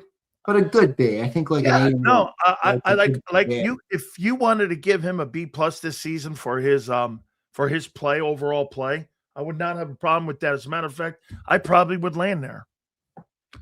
Jalen Carter. Jalen Carter falls in an extreme version of Devontae Smith explanation. C. And that, you know what, dude, that might be generous. I'm giving him a C minus. Yeah, I'm good with that grade. No contest. In fact, you'd probably pull me that way. Jalen Phillips, since he came, what week did he get here? Week 14? Was that right? No, he got here earlier than that. Week 8? Yeah. Oh, no, like 10 or 11. Okay, 10 or 11. Okay. Yeah. Jalen Phillips, his impact on that defense? I mean, it was a pretty big impact. The defense got a lot better when he got here. You could mark down, where it got better. Dude, do you not think that when he got here, Adoree Jackson's play got better? It did. The whole defense played better in the second half. So I got to give him some credit for that. But, a little underwhelming in the statistic department, which I know isn't the most important thing, but it is a thing. I don't agree with John completely where sacks don't mean a thing. I think they do matter. I think they do change games. I think they do, add up. Whenever Jalen takes a sack, how many times are we like, shit, that just set our offense back? I mean, those are big plays. So I'd like to see a little bit more sacks. I'd like to see a little bit more changing of the tangibly changing the game, not just theoretical. The pressures add up and they make it I know that. I'm talking about tangibly changing the game. I'd like to see a little more from him there. I'd probably give him a B. Yeah. Now, see, when you're going to give a B, now listen, I said this to the Tampa folks this morning. There's no way Jason Light's going to come out of his mind and he's going to give a first rounder up for Max Crosby. $35 million. He's a 29-year-old edge rusher. I mean, if I were the Eagles, man, I'd move off of Phillips and I'd give him and punt Carter down the road, and I would sign Max Crosby. Dude, I don't know about that. But I'm not giving you a 1 for him. I don't know about Crosby. Bro, he's an impact player. There's no doubt. He's not the same player he once was. No. He hasn't played great either recently. 3 years ago, he was really he was like probably the best edges in football. I mean, he was a top 3, top 5 guy. Now I don't know. The price tag might be too high with the salary. That's what I mean. I'm starting to feel about him like I feel about Trey Hendrickson. I'm not going to deny their talent, but I don't know if I want to make that move. Zach Bond. Zach Bond's an interesting one.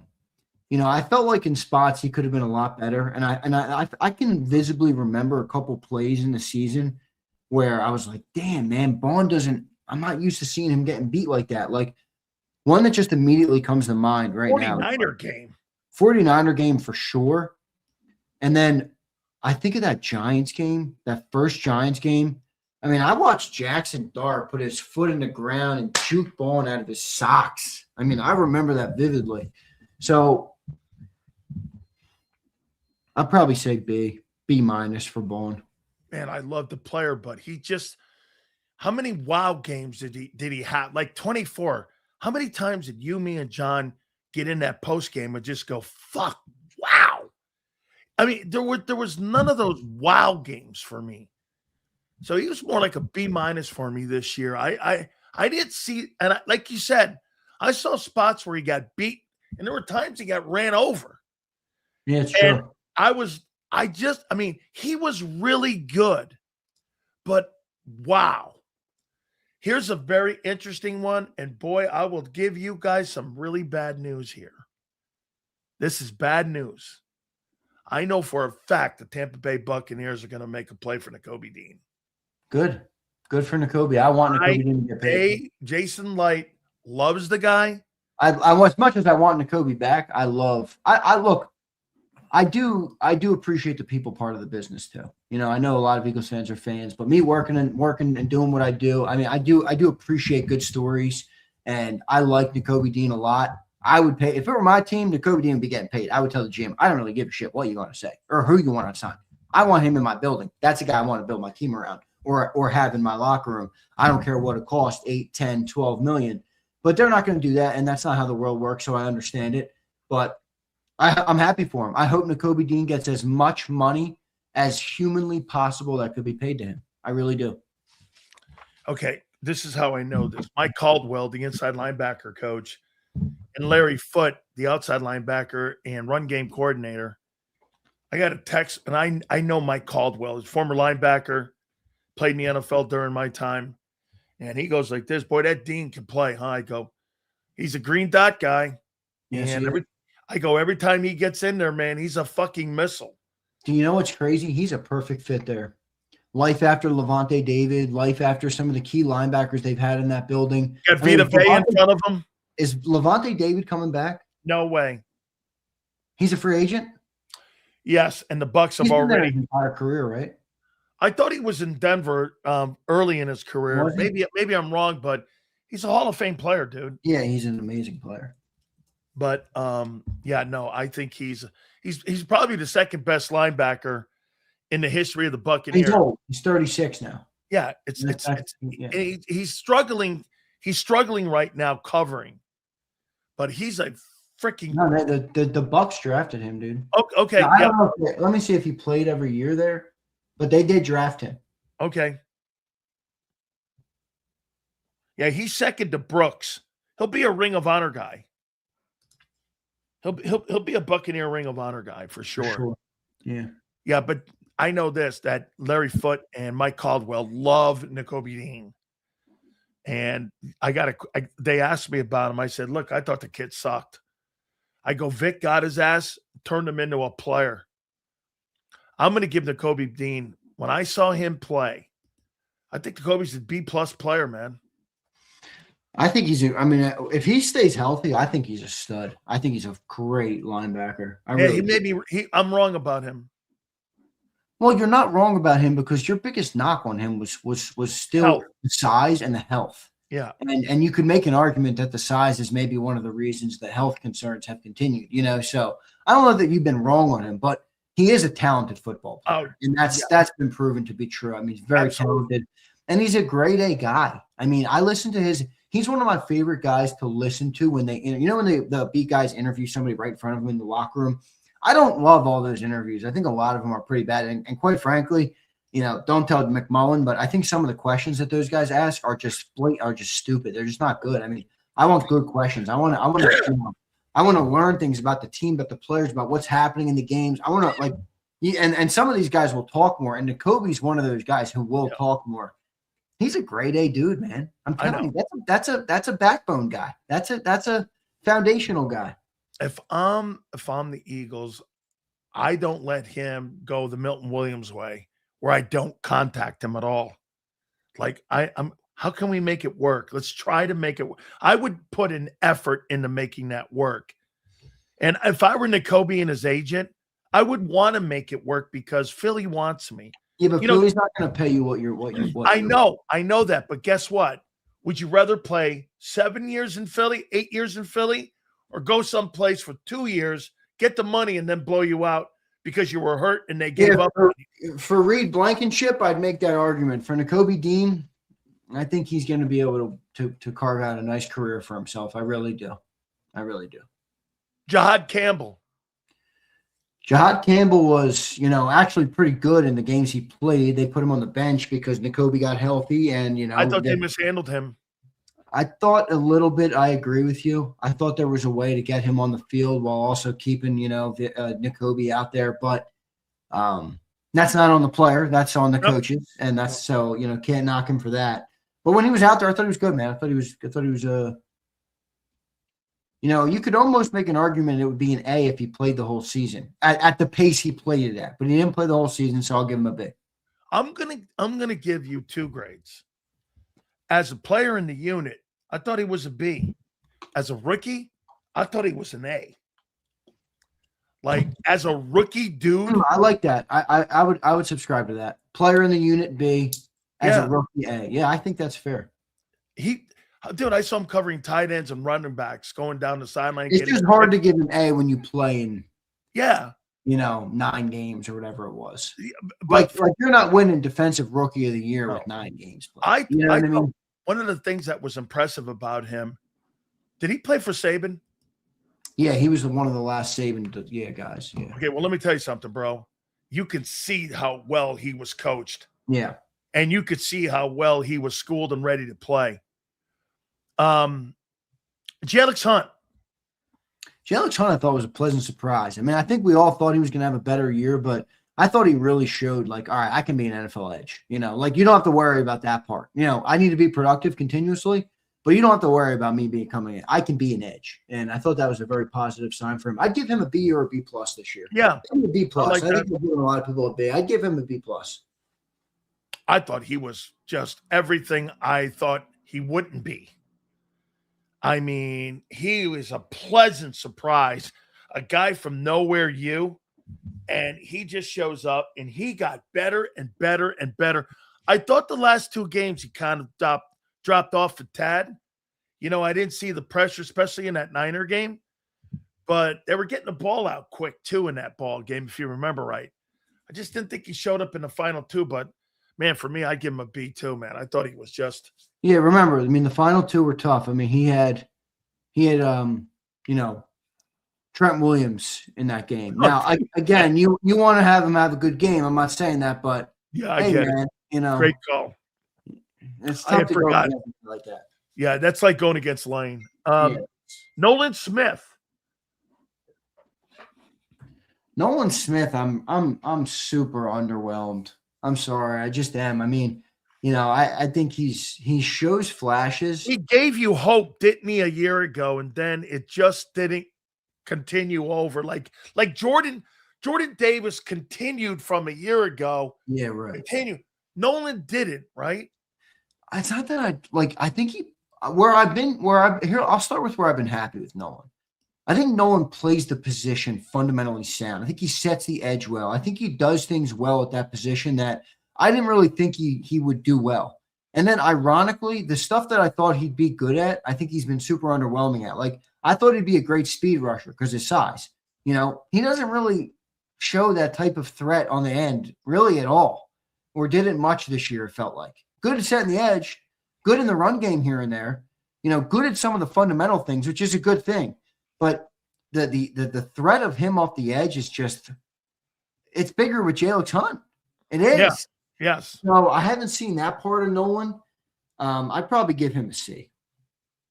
Maybe even a little lower. Maybe even like a C-. No, let's see. I'm good with the C. I you know what?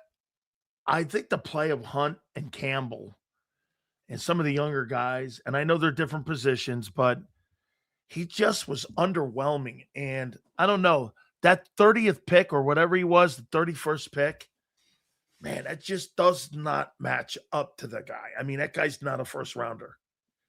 I think he's a good player, but me too. I'm like between a rock and a hard place. I'm with you. I'm in and out on him right now. Yeah. Adoree Jackson. Adoree, I mean, considering he was a Temu signing for a few $1 million and you put him in as a starting cornerback, I thought he started off as a D, and I thought he ended up as a C+, B-. Yeah. So I'm giving him a C for the year. I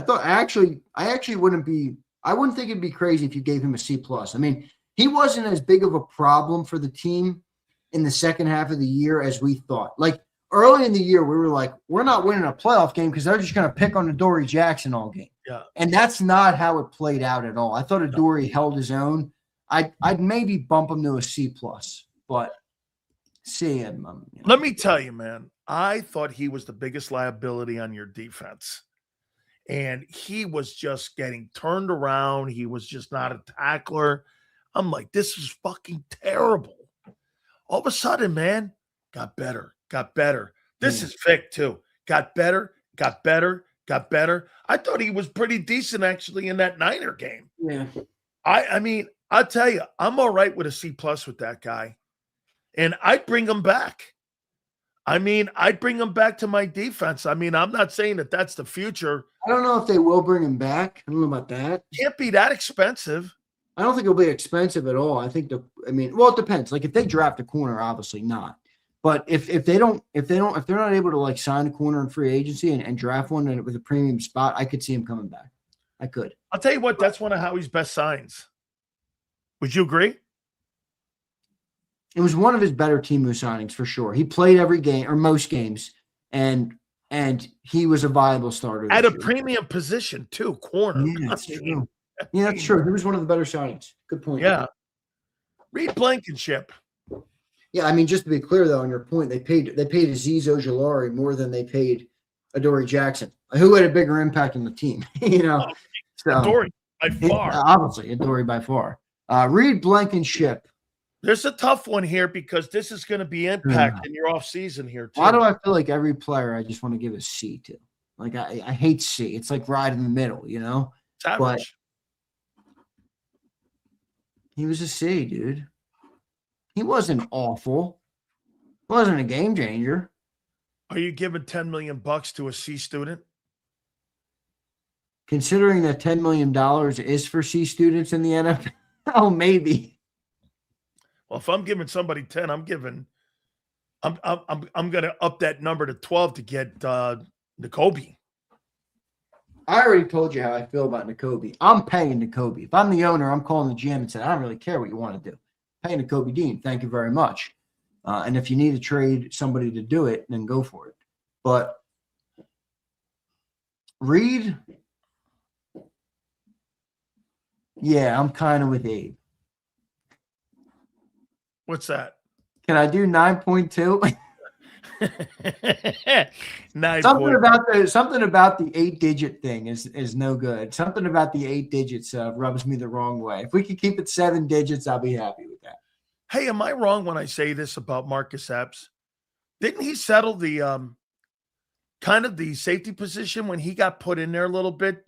I thought they played a little better at safety. Am I wrong when I say that when Vic put him in there? They played better, no? Yeah, for sure. It wasn't a complete liability. Guys, we're talking about the defense right now. The defense wasn't the liability. The defense kept you in ball games. I know. So it's hard for me to grade these guys too harshly, but I don't know. Were we too Scrooge with our grades for the defense? The defense was pretty good this year. I don't think we had 1A. Bro, I don't. Oh yeah, you did. They're coming up here in a minute. Okay, your A's are coming up here in a minute. Here, the two of them that are left. Cooper and Quinion. Yeah. They're my boy's coming up here in a minute. Here, okay. I'm gonna give you what I think of. Coop's an A, and Quinion's an A plus. Bro, yeah. Well, I'm gonna go the opposite way. No bullshit. Coop got beat a couple times. Quinion didn't get beat damn near at all. I'll tell you. I saw the 49ers spin that bitch around a few times in that game. Wait a second. Is this a regular season grade or a play? Hey, all I'm saying to you is right. I forgot. Quinion, dude, he didn't get beat until that playoff game. Literally. That's he did get beat on the first drive, though. Cooper DeJean is an A plus for me. That fucker's great in space. He's a tackler. Dude. I'm good with that. I'm giving him an A. I don't think he's A plus yet. I think he's got some room for improvement. But man, dude, he got cooked by Pickens a couple times, didn't he? He did. He did, but man, he's an impact guy. Dude, Q's an A+. Those are fucking two great I don't know, football players. dog. You give up 70 yards in a drive in the playoffs. I get it. That's a weighted grade, my friend. I saw Patrick Surtain get beat in a game by fucking Jared Stidham. That's true. That's true. Hey, dude, those two dudes, getting them guys in the same draft is unreal. I mean, they're the cornerstones. Jalen Carter, you may think is a cornerstone of your defense. Those two dudes are your cornerstone. Those guys. They need defensive line guys to be their cornerstones. Yeah, well, if Carter decides to show up this coming season, you're going to have him. Guys, we'll get to your supers here in a second. All right. So let me get down to something that I'd really love to go to now. So let's go to here. Vic Fangio. What do you give Vic? Oh, wait. Prince is right. Guy gets beat one fucking game and then in the same game delivers 2 interceptions. My A+ will stand with Quinyon Mitchell. I don't know. Prince. Thank you, Prince. You know, Prince, we have a propensity to think about what happened to bad, right, Prince? Guy delivered 2 second-half interceptions, Prince. And your boy Jalen Hurts and the offense couldn't quite capitalize on it. The A+ stands for Quinyon. All right. How about this one? Vic Fangio. Vic Fangio, A. A. I mean, he took Temu signings. Now, granted, he's got a lot of first-round picks he's working with over there. But good call. 1, 2, 3. Jalen Phillips is a first rounder. 1, 2, 3, 4, 5. 5 6. first-round picks. He's got 6 first-round picks over there. Who's he got? Jordan, Jalen, Quinyon Mitchell, Jahad Campbell, Jalen Phillips, and Q. And Q. I mentioned Q. Wait, Davis, Carter, Phillips, Smith, Nolan Smith. We missed him. okay. Quinyon 5, right? And who else? Jahad Campbell, 6. 6 first rounders, and then some premium picks as well. Nakobe was a 3rd rounder. Yep. Cooper DeJean 2nd rounder. Andrew Makuba 2nd rounder. There's some good premium picks in there as well. So. I never thought about that, but let's see on offense how many first rounders. Barkley. Well, no, the offense is paid. Barkley. That's the difference. It the is. offense got paid. The defense isn't paid, but they're all first rounders. Barkley is a 1. Smith is a 1. AJ was a 2, I think. He was. Jalen was a 2. Lane was a 1. There's only 3. One, but Lane was a decade ago. There's 3 first rounders on that offense. Huh. Jahan Dotson was a 1. Oh, that's right. Jahan Dotson. That's right. Washington. He was a 1. That's right. All right. What about Nick Sirianni's grade for 2000? I can't wait to hear what you think of your favorite coach. What do you think he did? Coach, you don't need to put that on me. I think we have bad logic when we talk about him. I mean, I don't know how people can shit on him for the collapses, which he should be shit on for, but then also not give him any credit for the successes. That to me doesn't make sense. If you want to knock him for the bad, I'm good with that. But you got to give him some credit for the good. I think that's more fair. And if you don't want to give him credit or blame for either, then that's fine too, because at least you're consistent. I think C+. Unfortunately, he didn't have the answers this year, and it's the second time that's happened in 3 years. So would you not agree if this fails this year, all the shit that we're talking about here about him not having answers comes to a head? Well, it's going to come to a head if it happens, and Nick will be fired if it does. If it doesn't work out. So. And by the way, to his credit, on the other side, if the fucker does this guy may go down like in the Jim Harbaugh, John Harbaugh. Yeah, right. Mike you better Tomlin. get ready. You better get ready. That'll be the biggest plate of cream you ever have ate. to get ready for this. I know where this is going already. This guy's going to be working at a fucking donut shop. Give that MF or an E, Sills. Hey, get this. Nick Sirianni's going to be working at a donut shop.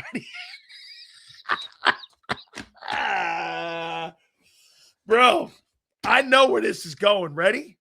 Hurts is going to be in the UFL, and Nick's going to be at a donut shop. Dude.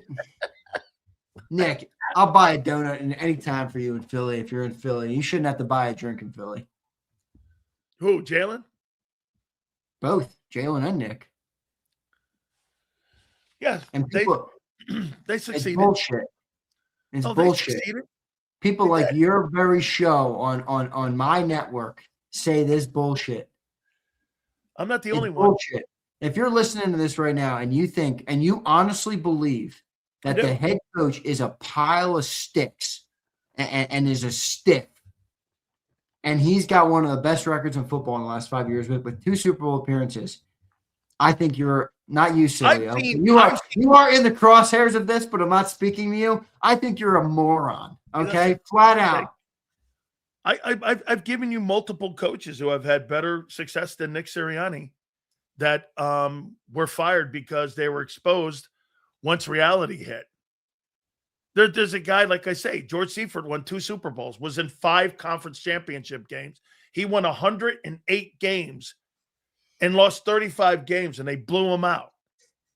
I mean, no one ever looks at that guy and goes, wow, he was Bill Walsh. I look at Nick over on the sidelines, 4th and 11, baby. 4th and 11. He'll be making Cinnabons in Idaho.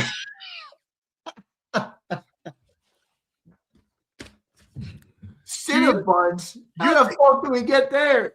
You think this is going to work, right? I didn't say that. Okay. I heard John say John doesn't think it's going to work. No, he doesn't think it's going to work. Oh, the end. I think it's the end is near, dude. All these small brains in here. Hey, you included. The end is near. The full blame of 23 falls on Nick Sirianni. No. Super Bowls in 22 and 24 have nothing to do with them. Yeah. Right, guys. Right. Again, 2 + 2 = 5 in the National Football Show. Whoa. Wait a minute here. What did he do significantly in 24 that makes you think that he was instrumental in the success of the Eagles Super Bowl? Just what do you think he was successful at that year? I think you're trying to pin it because it's easier for you to win your arguments that way. No. But I have the belief that I'm asking you a broad question. What do you think he did? I believe the head coach has inherent responsibility for good and bad on a football team. This year was bad. Nick deserves a lot of blame for what happened this year. But I'm not going to look at 24 and say, oh, thank you, Kellen Moore, or thank you, Shane Steichen in 22. Bullshit. Bull fucking shit. So what happened in 25 that was different in 24? Wait. That's right. Didn't he abandon the Kellen Moore love fest? Yeah, he had to. Let's go back to the Nick offense. Because he had to, because the quarterback can't fucking throw with high volume. So that's then he went to Howie and said, thank you for Saquon Barkley. Oh, bullshit. You just bent that so much. They tried to play Kellen Moore's system after they signed Saquon. I thought the players went to the coaches after that and said, we need to run the ball. Oh, my gosh. I can't believe how many simpletons we have in this. Well, then wait a second. I used to think that JAKIB was a smart man.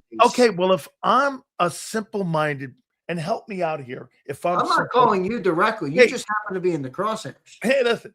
Well, then why has the coach been almost fired 2 times in 3 years? Because you and the owner are a lot alike, emotionally and reactive. Emotional and reactive. What do I need, Midol? Yeah. What's that stupid pill the pill that all the ladies take for their period? Is that Midol? Yeah. Yeah, that thing. I thought it started with a P. What's the other one? No, not that. No, what Pepsodent? I don't know. What's pampering? Is that it? Yeah, that Yeah, could that's it. Pampering. Right. Midol and pampering. All right. Okay, me and That's Angela. for you, Prince. That's for you, Christopher Michael. That's for you, Silo Blaze. Midol and pampering. Rhea Hughes called. She texted me. She goes, "We're talking about an extension for Hurts. What do you think?" I go, "Never in a million years. I would never re-sign that guy. Never." Well, Now I would do this. If that guy goes on to go for 4,500 yards and 30 touchdowns this year, he's getting a bag of money like you never seen before. and you go 8-9 and take a step back, I'm still going to go what you said earlier. I subscribe to that. Hey, the offense is going Josh Allen will be the little engine that could after Jalen Hurts' next deal if he throws 4,500 yards. He does that. I'm going to go like this. Listen, if your offense, would you think this would be a success if your team takes a step back in the one-loss column, but your offense takes an enormous step forward? Do you think that helps you over the next 3 years? Potentially. I don't know. I would think so. If your defense doesn't hold with that schedule. Dude, you're playing a Herculean schedule this year. Herculean. Okay. Hey. You just had Jason Cole on in hour number 2. What does he say about schedules, strength of schedules? He says they're all bullshit. Teams change drastically. Don't look at strength of schedule and fall for it. Yeah, here's Sileo falling for it. I'm talking about teams that consistently win, that are good organizations. Those are man. Oh, man. Dude, watch this. I guarantee you the Patriots take a step back. You're driving me to drink today. You know that? I don't drink either. Now you drink that like crazy vitamin water and bullshit. No, I don't. I drink some freaking drink. Okay, God forbid a man like a drink doesn't have 50 grams of sugar in it. Okay, Jacksonville, 14 wins. Give me Trayvon Walker and shut up, Jacksonville. Come on, Jacksonville. Give me Trayvon Walker. Let Jalen Phillips out of here. Pay Trayvon Walker $28 million across four-year deal. Come on. Let's set this edge up with a real edge, not Jalen Phillips. Let's see how many 10-plus win teams you're playing. You got Jacksonville. Okay. You've got the Rams, Seattle, Houston,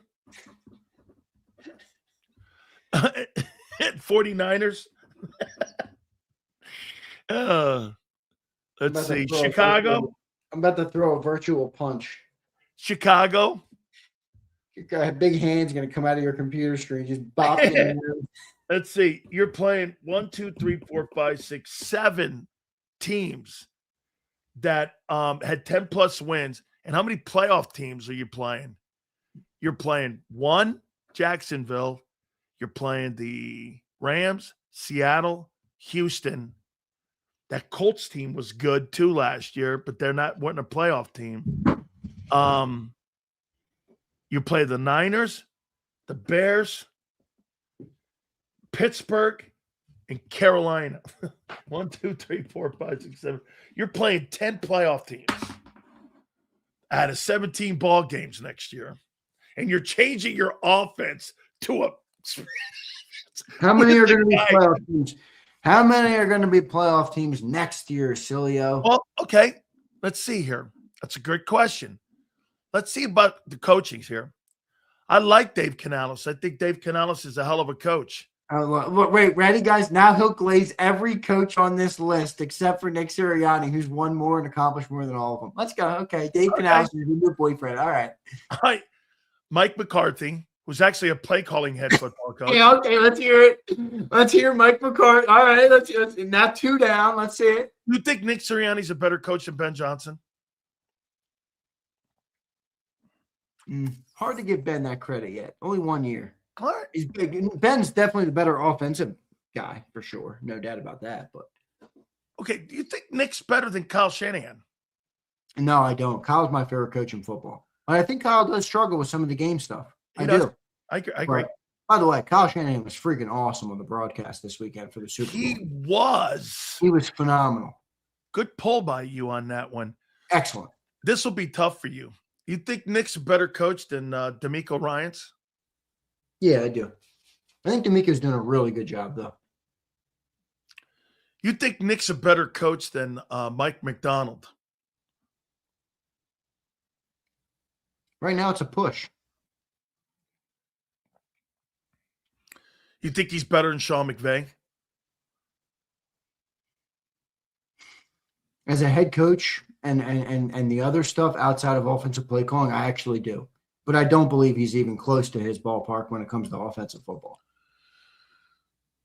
You know what? I will say this. I love Sean McVay, but you and John have kind of worn it up a little bit on me that, man, some of those fucking in-game conservative play He calls. struggles with it, dude. He struggles. Yeah. Can I tell you, does he remind you of a young Andy Reid? In Philly. Yeah, that's actually an interesting I mean, he's obviously more accomplished than Andy was in Philly. You know, he's got a Super Bowl, but that's a good comp, actually. I think he's a lot. Look, he's one. I get it. But I think some of those, like the Philly game he did that Philly game in the Bear game, and he did that again in the Seattle game. And like my boy Chuck Hutton, who I deem as a smart man. Chuck, you've been Sileo-ized, man. McVay's a great coach. Nick is not the stiff that you think he is. I promise you. Oh, my God. He gets beat by a JV 49er team. Wait a second. So you call the quarterback a stiff, right? And then you have a coach who comes in and wins 70% of his games with the guy that you call a stiff at quarterback. And the coach sucks too, right? Okay. Stiff. Kurtz is not a stiff. Sean McVay wouldn't win 6 ball games with Jalen Hurts because he can't do it. He can only coach his style. I don't think Kyle Shanahan could win with Jalen. No, he couldn't. He'd trade him too. Same way they both traded Trey Lance and they traded Jared Goff, who is marginally less than what Stafford is. Hey, all those coaches would trade. Then why are you trying to change your offense to be like them? Well, that's what John's point is. Why are you changing? You built the offense the right way. Can I tell you? It's because of you and the owner, you emotional turds.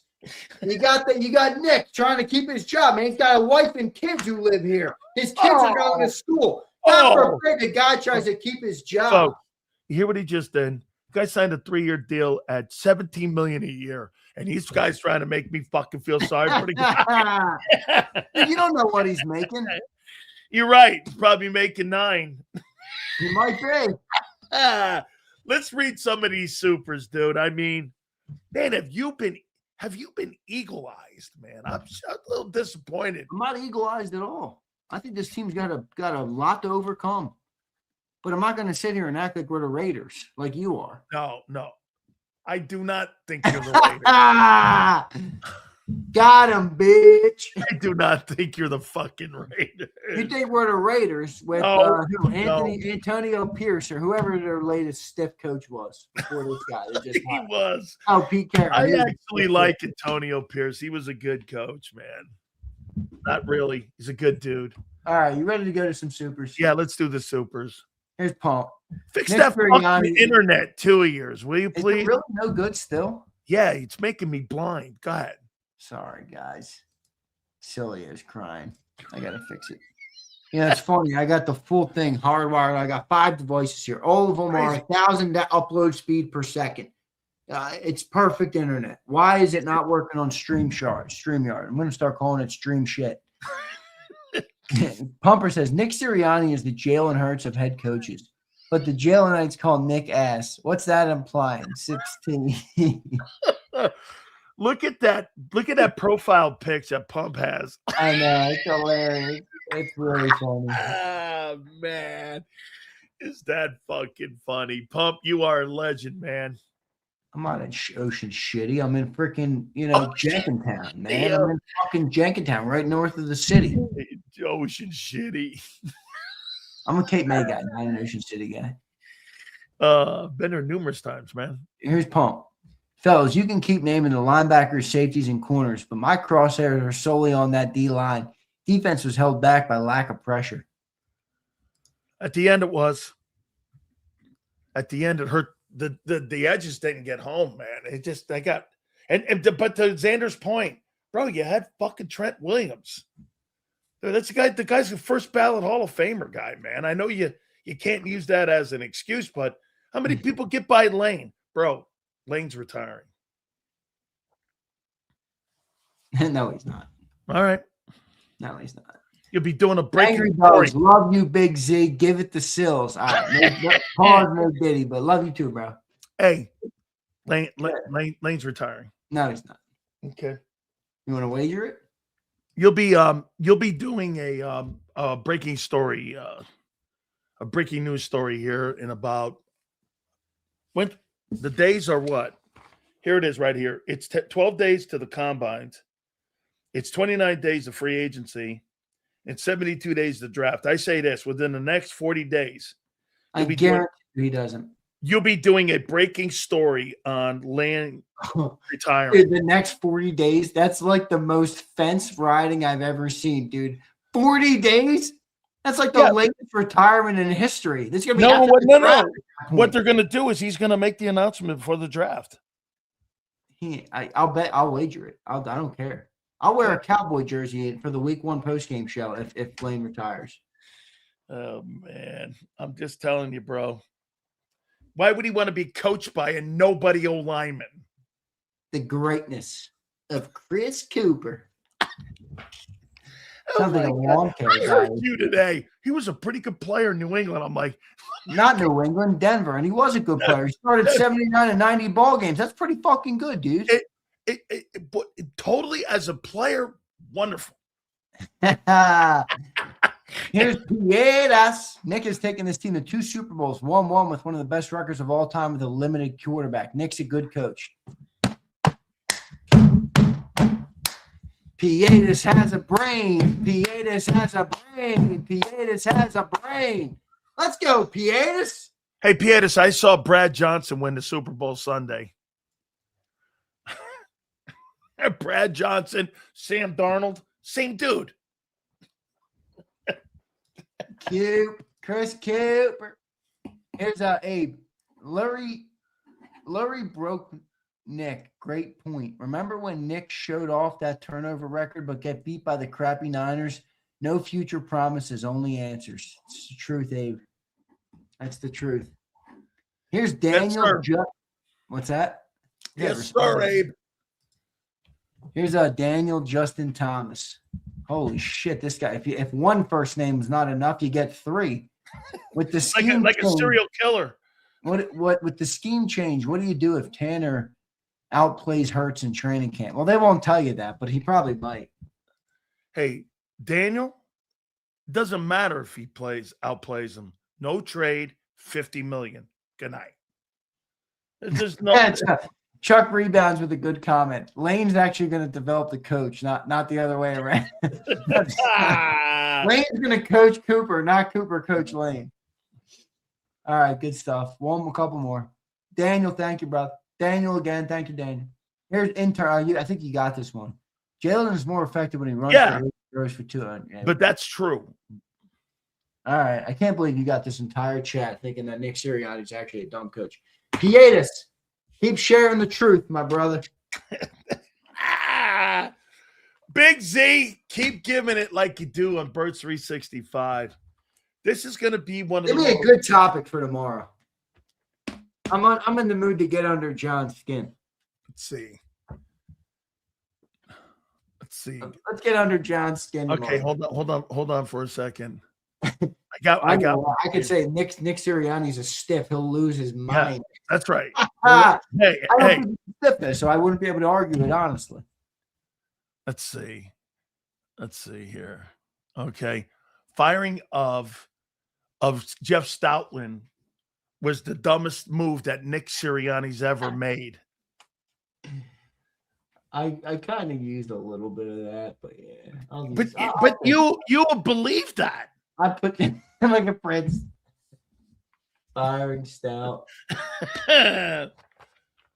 Was that not the dumbest move he's made so far as head coach? John might say, yeah, well, they're changing the offense like dummies. Yeah. Trying to turn Jalen Hurts into a quarterback that he's not. Well, let me pay some bills before I get reamed out by you guys. All right, goodbye. Hey, dude, I'll see you in the morning, man. Keep it up, Xander. Keep up the great work. Is my internet no good? Yeah, it just keeps moving around. But it comes back. It's all right. It's something's in there, man. I don't know what it is. I just reset the fucking thing. Oh, yeah, we got to do that tomorrow, Xander. Season-ending awards, Player of the Year.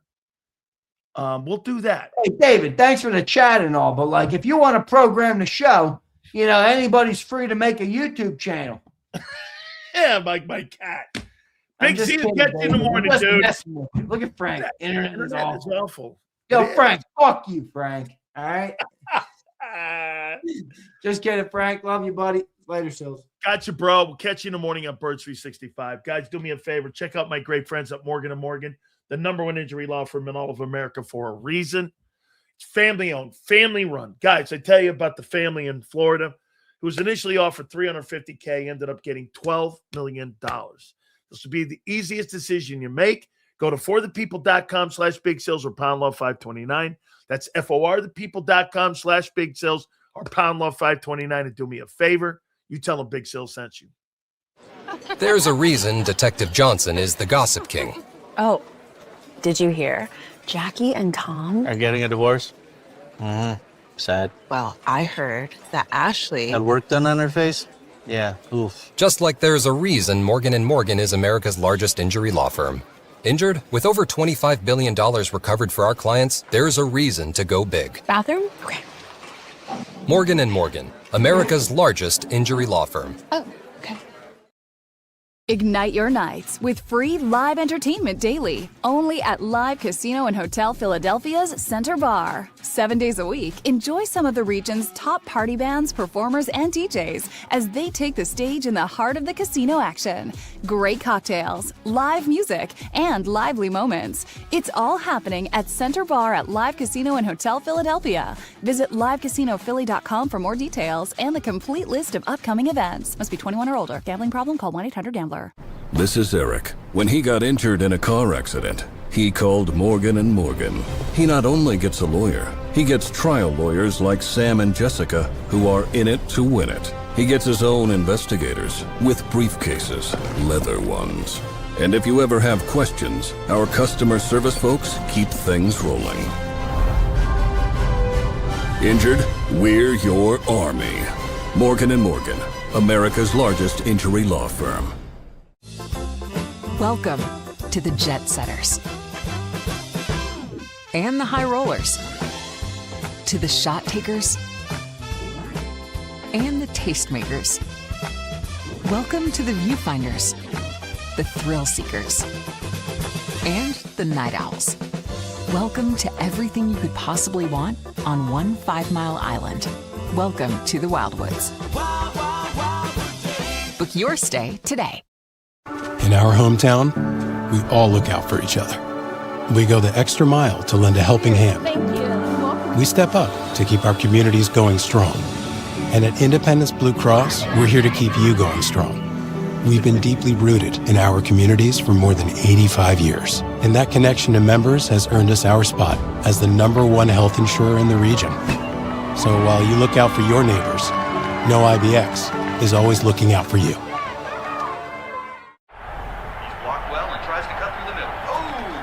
Your gut says Miami is going to win and you should take the over. Your gut also said your NFC selfies would only go up in value. They didn't. But your head is on Sports Grid and knows the QB is in concussion protocol. The backup has a 45 QBR against the zone coverage. The New York D has the most sacks in the league. So yeah, trust your head. It's smarter to be on Sports Grid.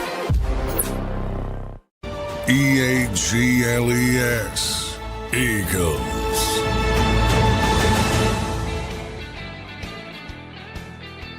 So Brandon Graham wants to play one more year.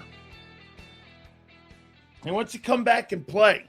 By the way, tomorrow, Battle Royale and Adam Kaplan. That'll be at 5:30, and Battle Royale will be at 4:30. So we appreciate that. That was a lot of fun with Big Z. We will see you tomorrow going 2 to 6 and catch you on the flip side.